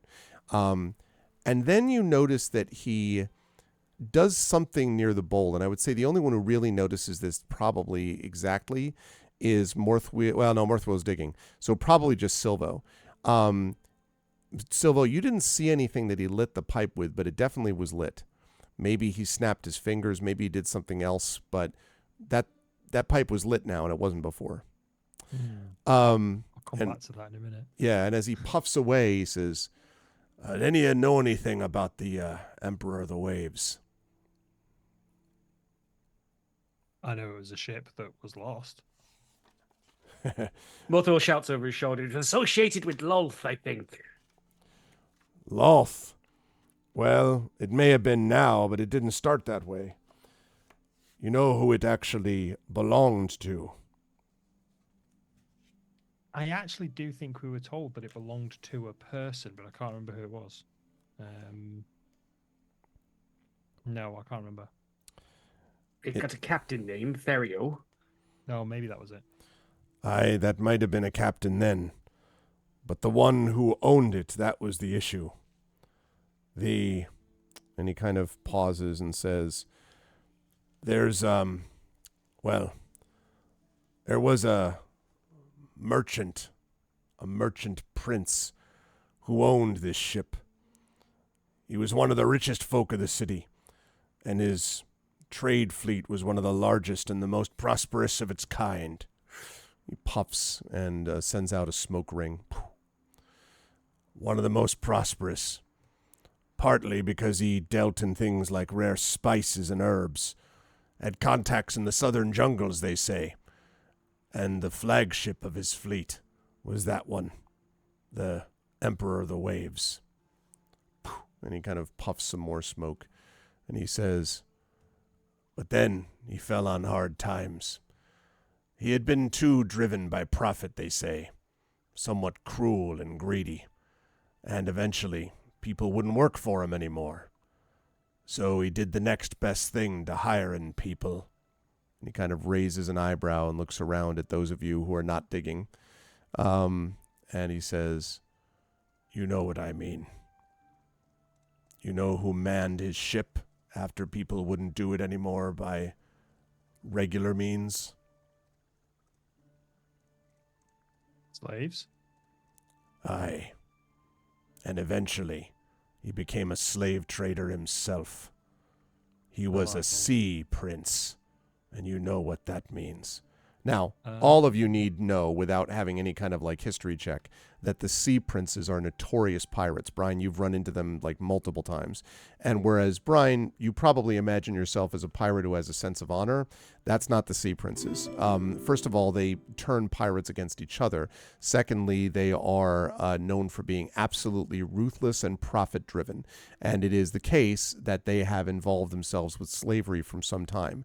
Kaeland has sworn off slavery, and in fact, there were some ships sent out to try to go after the sea princes. The people who were the most honorable believed that it was being done for the right reasons. Those who were cynical said the sea princes are pirates, and basically Kaeland just wants to defend its own shipping lanes. But whatever the reason, there was opposition to the sea princes, and they are still a significant threat to the coast. But the sea princes were well known at one point for being involved in the slave trade. And he says, and by the way, more than a few Genasi showed up on those ships, Brian. And he says, aye, that was him. Albrecht Dralion, the prince of slaves, they called him. Well, What was their name, sorry? Albrecht Dralion. First he was known as the Prince of Slaves, and then only the Prince of Pain, because of what they went through under his service. Well, eventually, the Emperor of the Waves got lost, and as for Albrecht, well, he got done for. A shiv under the ribs one night, they say. Certainly wasn't enough pain given what he did to everyone else. But the ship itself remained, and was taken over by pirates, and then taken over by merchant captains that came across the ship, and then from one to the other until it was lost completely. Now, at some point in that last group, they say that our very own Anders Salmore, his family, specifically his mother, had gotten hold of this ship. That was well after the sea princes were done with it, and well after there was anything to do with slaves, mind you. But that ship itself has an evil air, so they say. Anyway, then it vanished completely, until, they say, a few weeks ago, some sailors swore up and down that they weren't drunk when they saw the thing back alive again, flying along the waves with tattered sails. After that, I guess you know the rest. So Anders' mother was in charge of the ship when it disappeared. Well, owned it, anyway. But that whole business was strange. It was shortly after that, of course, that she died, poor woman. And Anders became the basically the head of the town council to the extent that it is.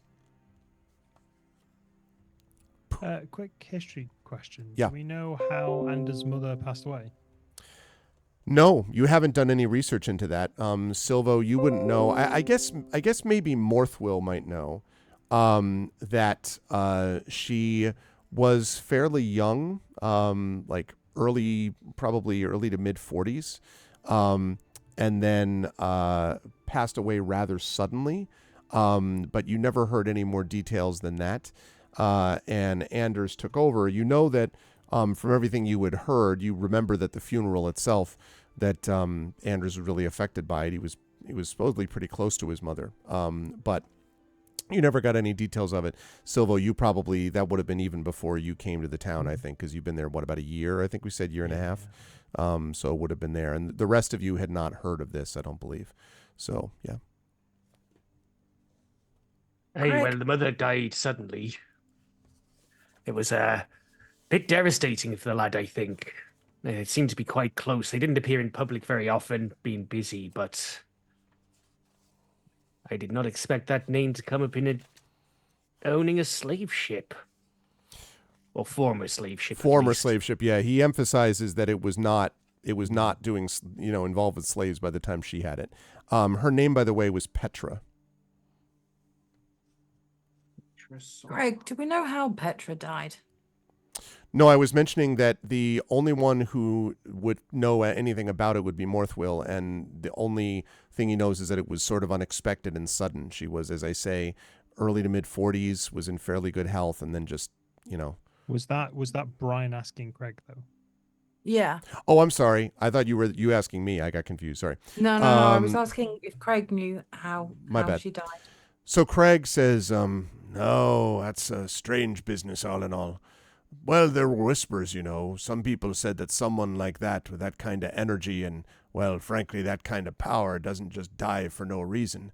But there wasn't anything really that could be proven, and Anders didn't follow up on it, although he certainly looked broken up enough about it. It was, well, those two were always together, like you say, Morthwill. They were, he was very like his mother, a lot of people say. She was popular in town, too. But no one really understood exactly what had happened. But in Saltmarsh, of course, life can come to a close faster than you might think.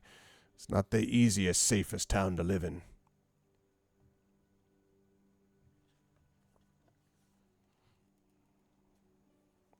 Do you know what the ship was carrying when it disappeared?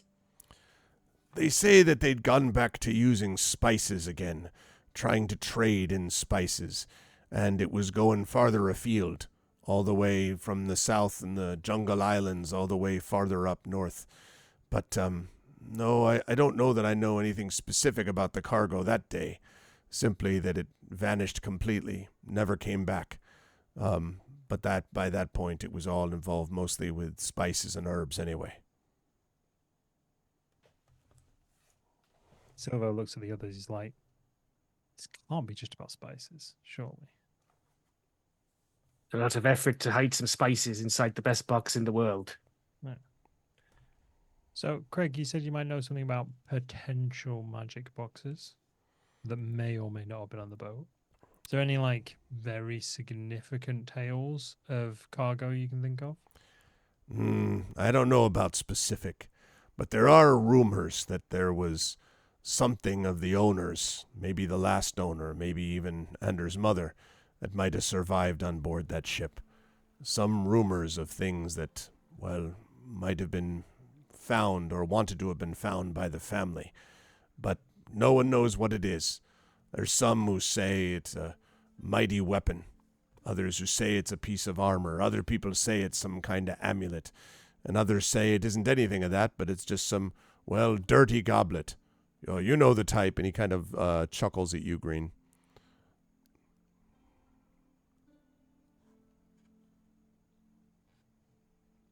Green is still blessing the site. Okay. So he's not been talking to this guy at all. He's just there and may your cleanliness touch this dirty place and blast away the dirt. Morthal's just patting down the top of the hole at this point. Also, Pyron, to answer your question, you were told that by possibly Anders, that there might be, yeah. I think he said something along the lines of it could be a weapon that could help us, but it would definitely be valuable. I think. Mm-hmm. I don't know if he specifically said it's a sword that will win us the war or something like that. They seemed to think it was relevant to the cause, though. Yeah. What if we open it and it blows up? There's been a lot of explosions around me lately. We better make sure we don't open it. Considering the colorful history of the ship we found the box on, was there any marking on the box? No. That implies that this is really Anders' box and not of some of the other people that were involved in this ship? Not on the box, but I believe on the crate outside it. But what was on the crate? There was something on the crate, but what was it? I believe it was letters. Let me find that for sure. I think aboard that thing. See if I can find it. No. There not was a that wooden one. box around it, yes, and there was something on the box. Yes. But what? Yep, hold on a second. Let me see if I can find. Oh, yes, that's right. There was a I don't think we stylized. examined. Yeah, I kind of crowbarred it pretty fast when we got in the hold. I don't think we No, checked the but- wooden but- No, but there we was a saw it, letter we A saw on it. it. There was a letter okay. A on it on the crate Yeah, that outside. was- Yeah, but Anders is the first name, right? Mm-hmm. That's right. And the other guy, how do you write Oberg? Aubrec. Oh, for fuck's sake. So there's a 50-50 chance it belongs to Anders Solmar, but there is a 50-50 chance it belongs to the Prince of Pain. So, I mean, I am a gambler, but I don't really want to be the one to hand this box over to anyone without potentially knowing what's in it first. I agree. Something feels bad about this. Something's off. There's more than just the ghost ship. Craig, do you know much about the silver mines? The silver mines. Oh, I know that Manastrad's been in there. It's come the last few of the last few services, and I hadn't seen her in there before. From what I hear, although no one wants to say anything out loud, they've had some trouble with those mines. I heard some rumors of things that should not still be living, but I don't know any details about that. Most of my knowledge has to do with the currently living or all the way dead, not something in between. There are definitely some all the way dead in the mines. We did, at her behest, go and investigate, but there are some unnatural things in those mines, and I believe a lot of the miners are probably going to be heading for your graveyard once the bodies can be collected. Oh, I'm sorry to hear that. I don't want anyone becoming a client of mine before they have to. And he says, were you sent to get this box? You were sent to the ship. The ship I sent to a ghost ship of ill repute, eh? Well, To find an object that may or may not have existed, it was uncertain. Well, and you found this on that ship, did you? This is what we found where we were told we'd find something. Well, I don't know, but I do know that there's plenty in the town that would love to have their hands on whatever's inside that box for good or ill. Wherever it is that sent you probably knew that. If you can bring back that thing and say that you got it from the Emperor of the Waves, well, you'd get some respect, that's for certain. But there might also be a few who'd wonder a little bit what deals you made to get those things off the decks of that ship. That thing is well known to be cursed. I made many deals not to get eaten. And he kind of nods slowly and he says, "Were you on that ship then?" Yes. For a long time, I was trying to find inner peace. I didn't find it there. Don't worry about it. Your time will come. Eventually, there's all kinds of peace. And he puffs a ring of smoke and kind of looks around at the graves around him. I don't want to find that one. Thank you. I would like a different kind of peace while I'm alive. Fair enough. A living peace is a good thing to ask for. Not easy to find in this town, though. You might have come to the wrong place. Oh. Do we need to find embers? Ambers. Anders. Silver points like Anders. Anders. He can give me the box. Let's go. Ah, so it was Anders that sent you. Well, interesting. I suppose he's got a right to it. That did belong to his mother, if that is the same ship. And he kind of scratches his chin and says, Anders is a good man as far as I know. I don't know what... And so is his mother. I don't know about all the people around him, the others on the council. And, hells, maybe he's changed too. But that ship... He shakes his head. I'm glad I took a job working with the earth and not with the water, that's all I'll say. Blows another smoke ring.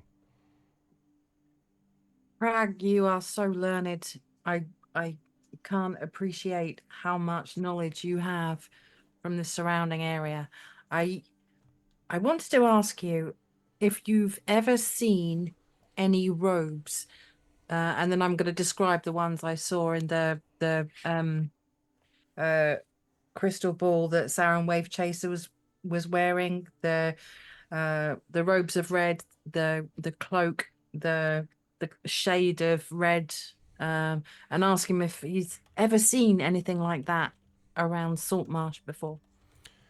So he kind of stares at you and he says, And he kind of like looks around and then puffs. And you can without even an insight check, you can tell that he's a little uncomfortable about this this line of inquiry. And he says, all right, listen. I don't know entirely how much time we have left before someone comes to check on their loved one who's gone. But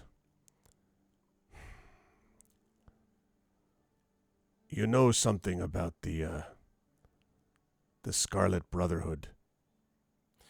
Now, the Scarlet Brotherhood, you have all probably heard something about a little bit.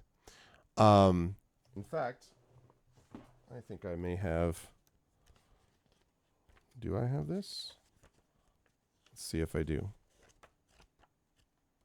While this is going on, Morthwell's casting a ritual around the buried site. Okay. It'll take a minute, but yeah, that's what he's currently doing. Okay. Why is he doing the ritual? He's casting a spell on it. Okay. Alarm, specifically. Okay. So, he says, all right, I'll see if I can track that down a little bit later with that. There's this. And there we go. Okay. Right. Okay, actually, I'm going to have you make history checks. And we're going to see how much he can supplement. So all of you can do that except Morthwheel, I think, because Morthwheel's busy doing the ritual. So Wave, Silvo, Brian, and Green, you can all make history checks if you wish. A whopping 6. Okay. 11. 7. I'm not from around here. 7. And is that a 5, Silvo? Yep. You're like, not the faintest freaking clue. Okay. No, not a clue. And When he they make says, cupcakes, like, fortunately, you're with a historian. He says, so you haven't heard about it. Well, you're not alone, because for a long time, these people were gone. It's a grim tale. I'm not sure you want to hear it. He kind of looks at all of you. no, Well, cool, no, mates. I'm transfixed. I'm like, yeah, of course we want to hear it. Well, I will listen. no one knows for sure, or at least no one will talk about it for certain. But it's said that the Scarlet Brotherhood is responsible for many of the things that have happened. Well, over the Flaa and Greyhawk, the Scarlet Brotherhood's been behind it. When you hear of a king who dies out of nowhere, the Scarlet Brotherhood's usually there. Or a prince that suddenly decides to back one over another for no reason. You might expect to see someone in the red robes behind them, cowering behind a throne, or hiding in the shadows. A lot of people say the Scarlet Brotherhood are a myth, but I'm not sure that I've heard that. It used to be the Brotherhood was, well, more open, that they had their own ships, their own navies, their own armies, but then they disappeared completely, or at least that's what the stories say. And he kind of gazes around you, puffing for a little while, and then says, I don't believe it. If it were me, I'd say the Brotherhood's probably more powerful than ever. Who knows how many of the Sea Princes fell under their sway? Who knows how many people, even in Kaeland, might swear allegiance without saying it? No, the Scarlet Brotherhood's bad news, that's for certain. They're no friend to the pirates, but then they're no friend to Kaeland either. No one knows exactly what they're about, and as I say, some don't even think they exist, but I do.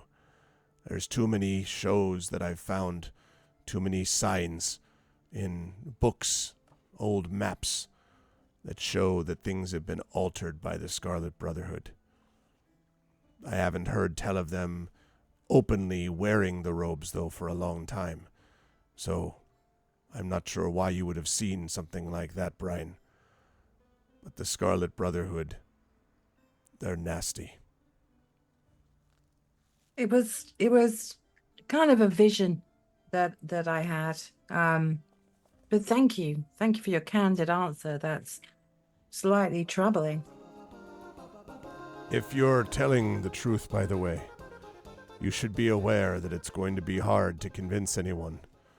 Like I say, most of the people in this town don't believe they exist, or at least that they're an old legend, a rumor, an old wives' tale. But if they are behind these things, he shakes his head, well, I made the right decision to deal with the dead over the living anyway. There have been a number of troubling things that we've discovered recently. It would be nice to know who is the puppet master behind it. Well, if you've come into dealings with the Scarlet Brotherhood, then you're going to have a lot of work to do to unearth it, and even more work to prove it. But be careful. The whole reason the Scarlet Brotherhood is as powerful as they are, if I'm right, is the fact that no one sees them until after the attack's already happened. I'd stay away from shadows if I were you. Noted. Thank you so much. He nods. I think Saltmarsh is not a peaceful place. But I've spent so many years traveling, looking for peace. Maybe I should make some peace, he says, standing in a graveyard. I will bring peace to Saltmarsh, and then maybe I will feel inner peace. He says it as if it's like the simplest thing in the world. You know, take like the pirate cove and turn it into a beautiful Isle of Peace. Let's go. Yeah, they so you kind of he sees you standing dramatically as you say this, and he sort of listens to that and puffs a couple more times and then says, well, I wish you luck. Thank you.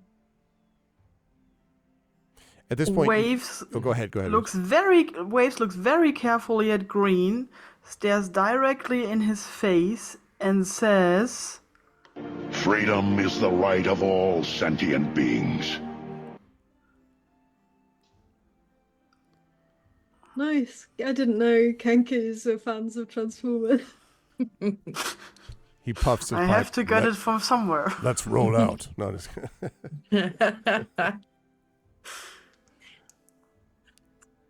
I think we need to. I'm kind of not talking at Crag. I'm talking to like Waves and Will who's I know still digging, and Silvo. You can hear the faint ringing of tiny bells that I'm affixing on little crystal balls at the moment. I think we need to bring Anders here. I think we need to have a chat with Anders, because if he's unaware, I mean, the vision that I saw in the crystal ball was so clear. I can't get it out of my head. I think Anders might also be in danger. You saw a red cloak, Scarlet's type of red. I mean, we Yeah. shouldn't jump at the first red cloak we see and say, got the bugger, but it's food for thought.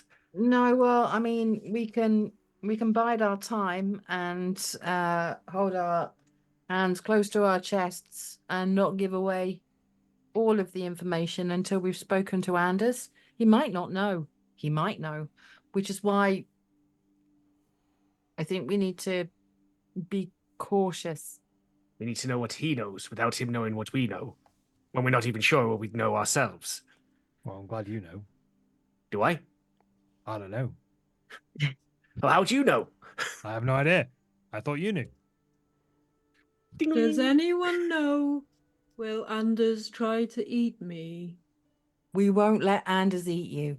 No, Okay. you'll be right with us, mate. He didn't try to eat any of us. I'm sure you'll be fine. Let's go meet Anders then. I mean, there are several ways we can get him out of his sort of political hidey hole. There are several ways we could get him here through the city relatively unseen. I know the city pretty well, but we're just going to make sure he doesn't get followed by anyone. Better than being followed through the city carrying the box, though. That is true. But then Is it unusual for him to visit the graves? I thought that his Oh, where's his mum buried? is dead. If his we don't know. Well, his mother wasn't on the ship, was she? She might be buried here. Crag, is Anders' mother buried here? Oh, well, aye, right down there to the south. And he points off, and you can see here where I'm pinging, there's kind of a square, area where there's a larger stone sarcophagus, really, external sarcophagus, and a couple of stones next to it right about here. I start a very complicated pantomime with pointing at where the box is buried and making opening motions and drawing an A in the sand and repeating the word Anders. And what I'm trying to convey is that I think that Anders should come here and prove that this is really his box by opening it here in front of us instead of taking it to the city. Yes. Seems reasonable. What the Kenku was trying to say. Yes, open the box. I Take don't out know. its contents. Give the box to me. I know. I Craig, see the does box Anders- sometimes. Does Anders ever, visit his mum's grave? Aye, he does so now and again. It's been probably a week or two since he did, but, well, at least a couple times a month, I'd say. So it's We not don't out of have that much character. time.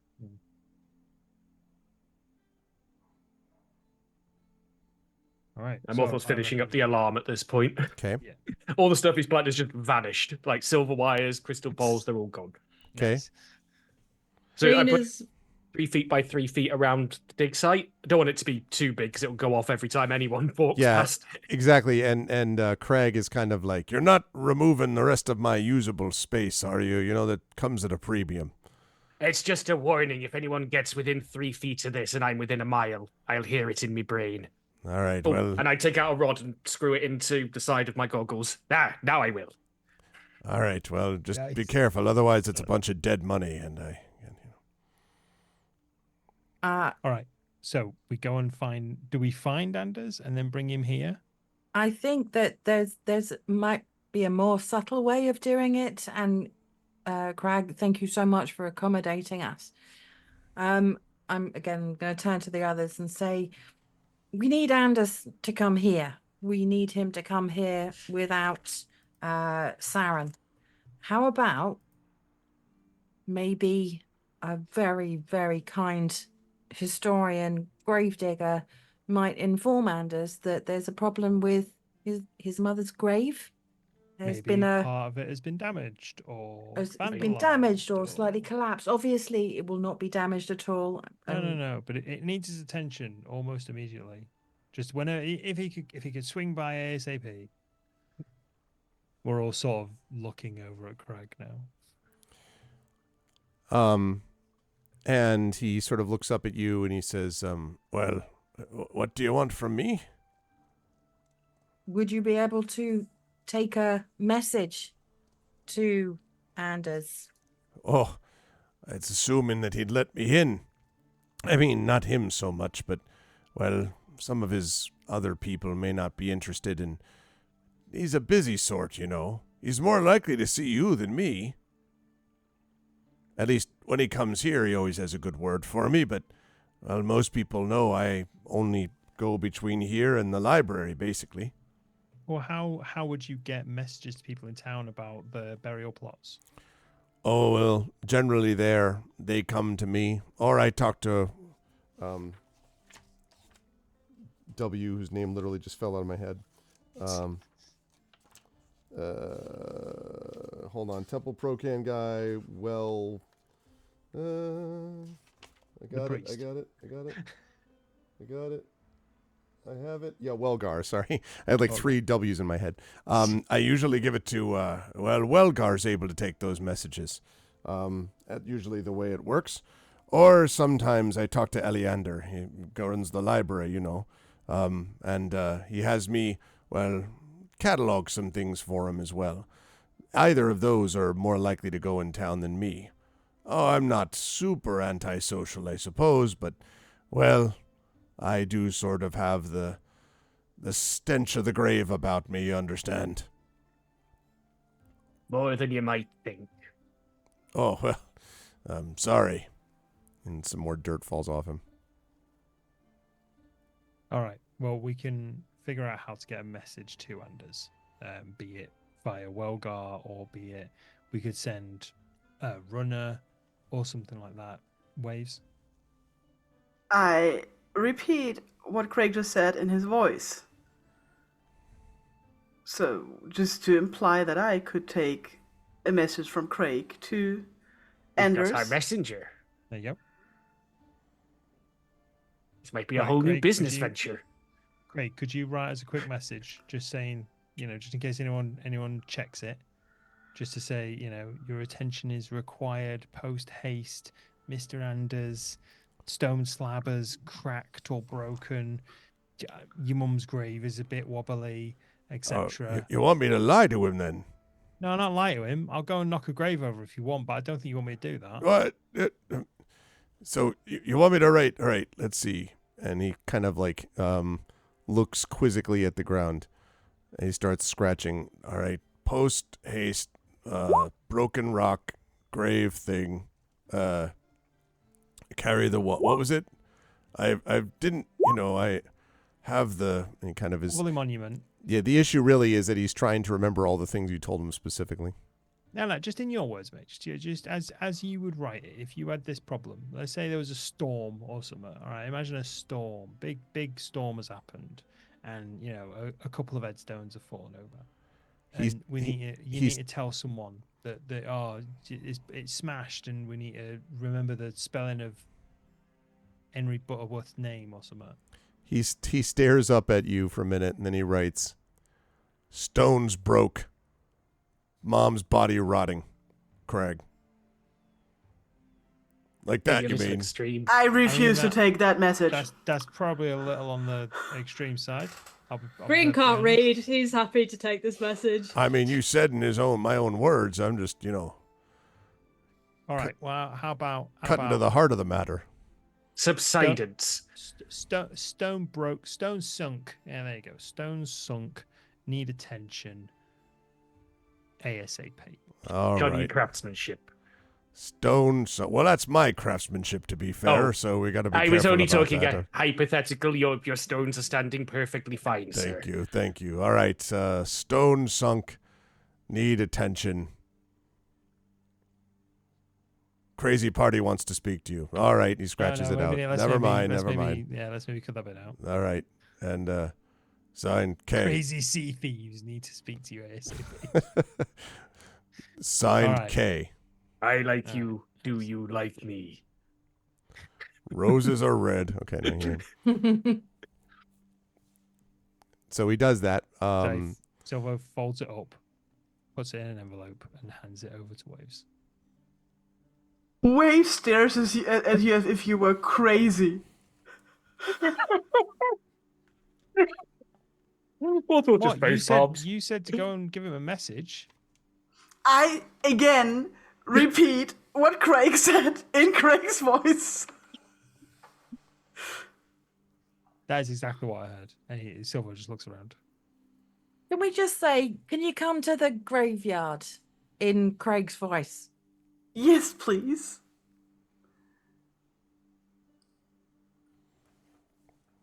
And Craig sort of blinks and says, "That's all you want me to say?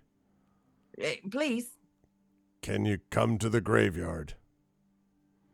Craig. Okay. Awesome. Off I go. So Waves. No message that anybody can steal or anything. Okay, so Waves, you are setting off into town. Is anyone going with you? I'll go with Waves. I don't want them going. I don't want to split the party, but I don't want Waves going on her own. So I'm going to go too. All right. And are you now, this is now, we're talking heading on towards like mid-morning or so. And down here, I will highlight that. Down here is where the council hall is, you may remember. So is that where you're headed for, Waves and Brian? We know where Anders lives. We've been there. Yes. Right. So you could also try to go there. Do we know, I mean, like from just general knowledge from when we've been in Saltmarsh before, is it like a day job? Does he spend all day in the council? Does he go there only for meetings? Hard to say. He definitely would be out and about the town. This is his home, in case you're curious. So he might be there. He might be wandering about the town, or he could be in the council hall. But if you had to guess, best likely two scenarios for where Anders might be in a mid-morning is either at his home or at the council hall. Okay. I've just seen the message that Pi's put in chat, so I will hold that.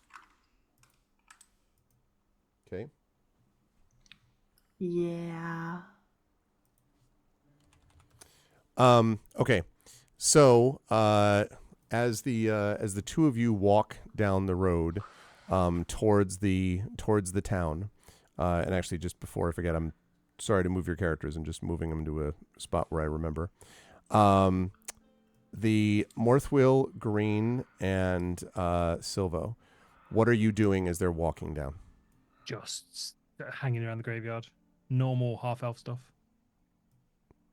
Having a puff on my pipe now that I've got my hard work out of the way. Life's little Cleaning. rewards. Some of these graves are absolutely disgusting. People need to take better care of their ancestors. Getting that like hard bristle brush out for some of this lichen and sealant out for the cracks. Oh yeah, Silvo loves some hard work. He could watch people do it all day. All right. And I think as you are cleaning up the grave, Morthwill is puffing at his pipe. Silvo is feeling the vibe of the graveyard. I think we pull the camera back to see Brine and Waves walking swiftly into the town on the path. And it's perhaps only then that we might actually see some of the people emerging from the Temple of Procan after services, including Manistrad Copperlocks, who looks in the direction of Brine and Waves as they disappear down the road, and strokes her chin thoughtfully. And that's where we're going to bring this session to a close. Good stuff, She was everybody. in there. As we get to this, I am very curious to see what happens next. The political situation increases, and we've got other things that we will see as we go on. But we do have Karatube coming up after us, so we want to make sure we're respectful of time. So I will immediately jump to Green and to undeveloped Bruce. We got some good moments from Green, especially carrying a box down there, and then again, sight gags of dirt, which Green cannot stand under any circumstances. I love the idea of the blessing of cleanliness. How'd you feel about our session today, Bruce? Where will the fine folks find you next? Hello. It was pretty fun. I like to create characters that have a little gimmick, so it makes them fun and easy. So yeah, I'm enjoying Green and his interactions with everyone he meets or lack thereof. And I liked how Brian just sort of seamlessly came in to be like, yeah, here's the introduction between you, and just covered for the lack of social graces with dirty person. You will find me next at the next Saltmarsh campaign. This is the only place you can find me, Bruce exclusive here. Bruce exclusive. That will be, but it'll be worth it when we have you back. It was good stuff today. I also like the dramatic moment of, I will give inner peace to, I will just create peace for Saltmarsh. And everyone's like, oh, wow. Thank you, by the way, for the sub, Dark Foss, here on GOGcom. Thank you. We appreciate it. And thank you, Bruce. Good stuff today. Can't wait for the next Saltmarsh session with you. Inanda, Brian had some, it was also interesting to me to get some fun moments when you were all just critting your Arcana checks when you were holding the globe. And I was like, all right, well, you're critting these checks. That's going to give you a little more information than you might have had otherwise. And you had these visions. Now, what the visions are, what they refer to. I love the idea that Morthwheel was like, oh, crap, it's this. No, it's not that monastery. Oh, thank God, it's not that monastery. He's going to be very jumpy about that from now on. Yeah, absolutely. And, there are other reasons that people would wear red or scarlet, Brian. But nonetheless, you have been given some information, and who knows what that will lead to. But we had that, and then of course trying to figure out some of the history of the Emperor of the Waves as well. How did you feel about today's session? Where will the fine folks find you next? I always have fun with By the Dice Roll team. Yeah, always fun. It was good to get some history exposition. I felt that at the end of the last session, we've got this unknown box of wonder. We've been to a mine full of death, and now it feels like, okay, we've got kind of the building blocks of starting to figure out exactly where it's coming from. Yeah, lots of fun. It's great to have Green here as well. I love Green's character. I feel like I need to clean myself a bit more. Just so how that dirty we get am on I even better. actually? Yeah, exactly. I need a wash. Yeah. But yeah, always a fun time. Thank you so much once again. People can find me over here on GOG on Saturday. I'll also be over on my own channel. I've been playing quite a lot of Capes, which is a tactical turn-based game available on GOG. And also a bit of God of War as well, but mostly Capes. It's very good. Good stuff. Thank you, Ananda. Always a pleasure. Also a pleasure as always to have Wholesome Horror Gaming with us. Mike, some good stuff out of Silvo. I like the idea that there were some people who were like, we're going to deliver this and get paid. And there are other people who are like, we don't even know what the hell this box is and all that. And so Silvo was somewhere in the middle of all that, I suppose.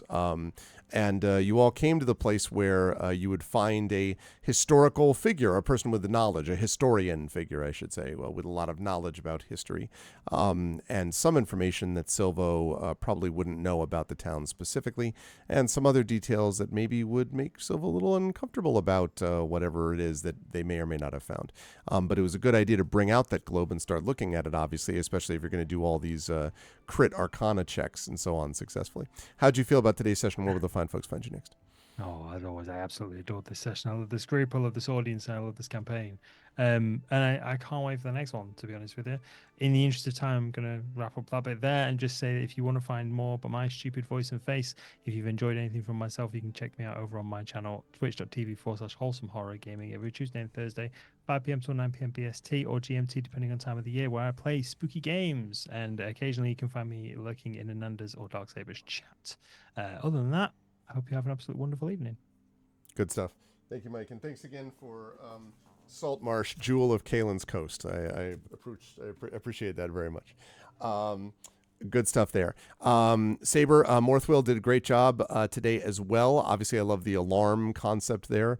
But also the fact that Morthwell knows something. You also gathered some information about Andrew's mother and the sort of mysterious death they're on. That was information that people wouldn't necessarily have known. And some of this doesn't come up unless you ask about it because you're looking into it more specifically. So that's something that now Morthwell thinks about. No chance to actually see the cannon being used, but I'm sure that we will see guns blazing at some point in the not too distant future. How did you feel about today's session? Where will the fine folks find you next? It was great to be back. I've missed Saltmarsh. It's really, really good. Now we've got Green as well, and that's fantastic. Like, Bruce has been coming up with really fun characters consistently every time they've played with us. It's been a pleasure. And I was thinking partway through, imagine Green and Blossom met. Right. I don't know. Would there be too much like hugging the tree? Are you sure that's clean enough? That type of thing. I don't know that Blossom would be clean enough. She loves gardening. That's what I mean. Yeah.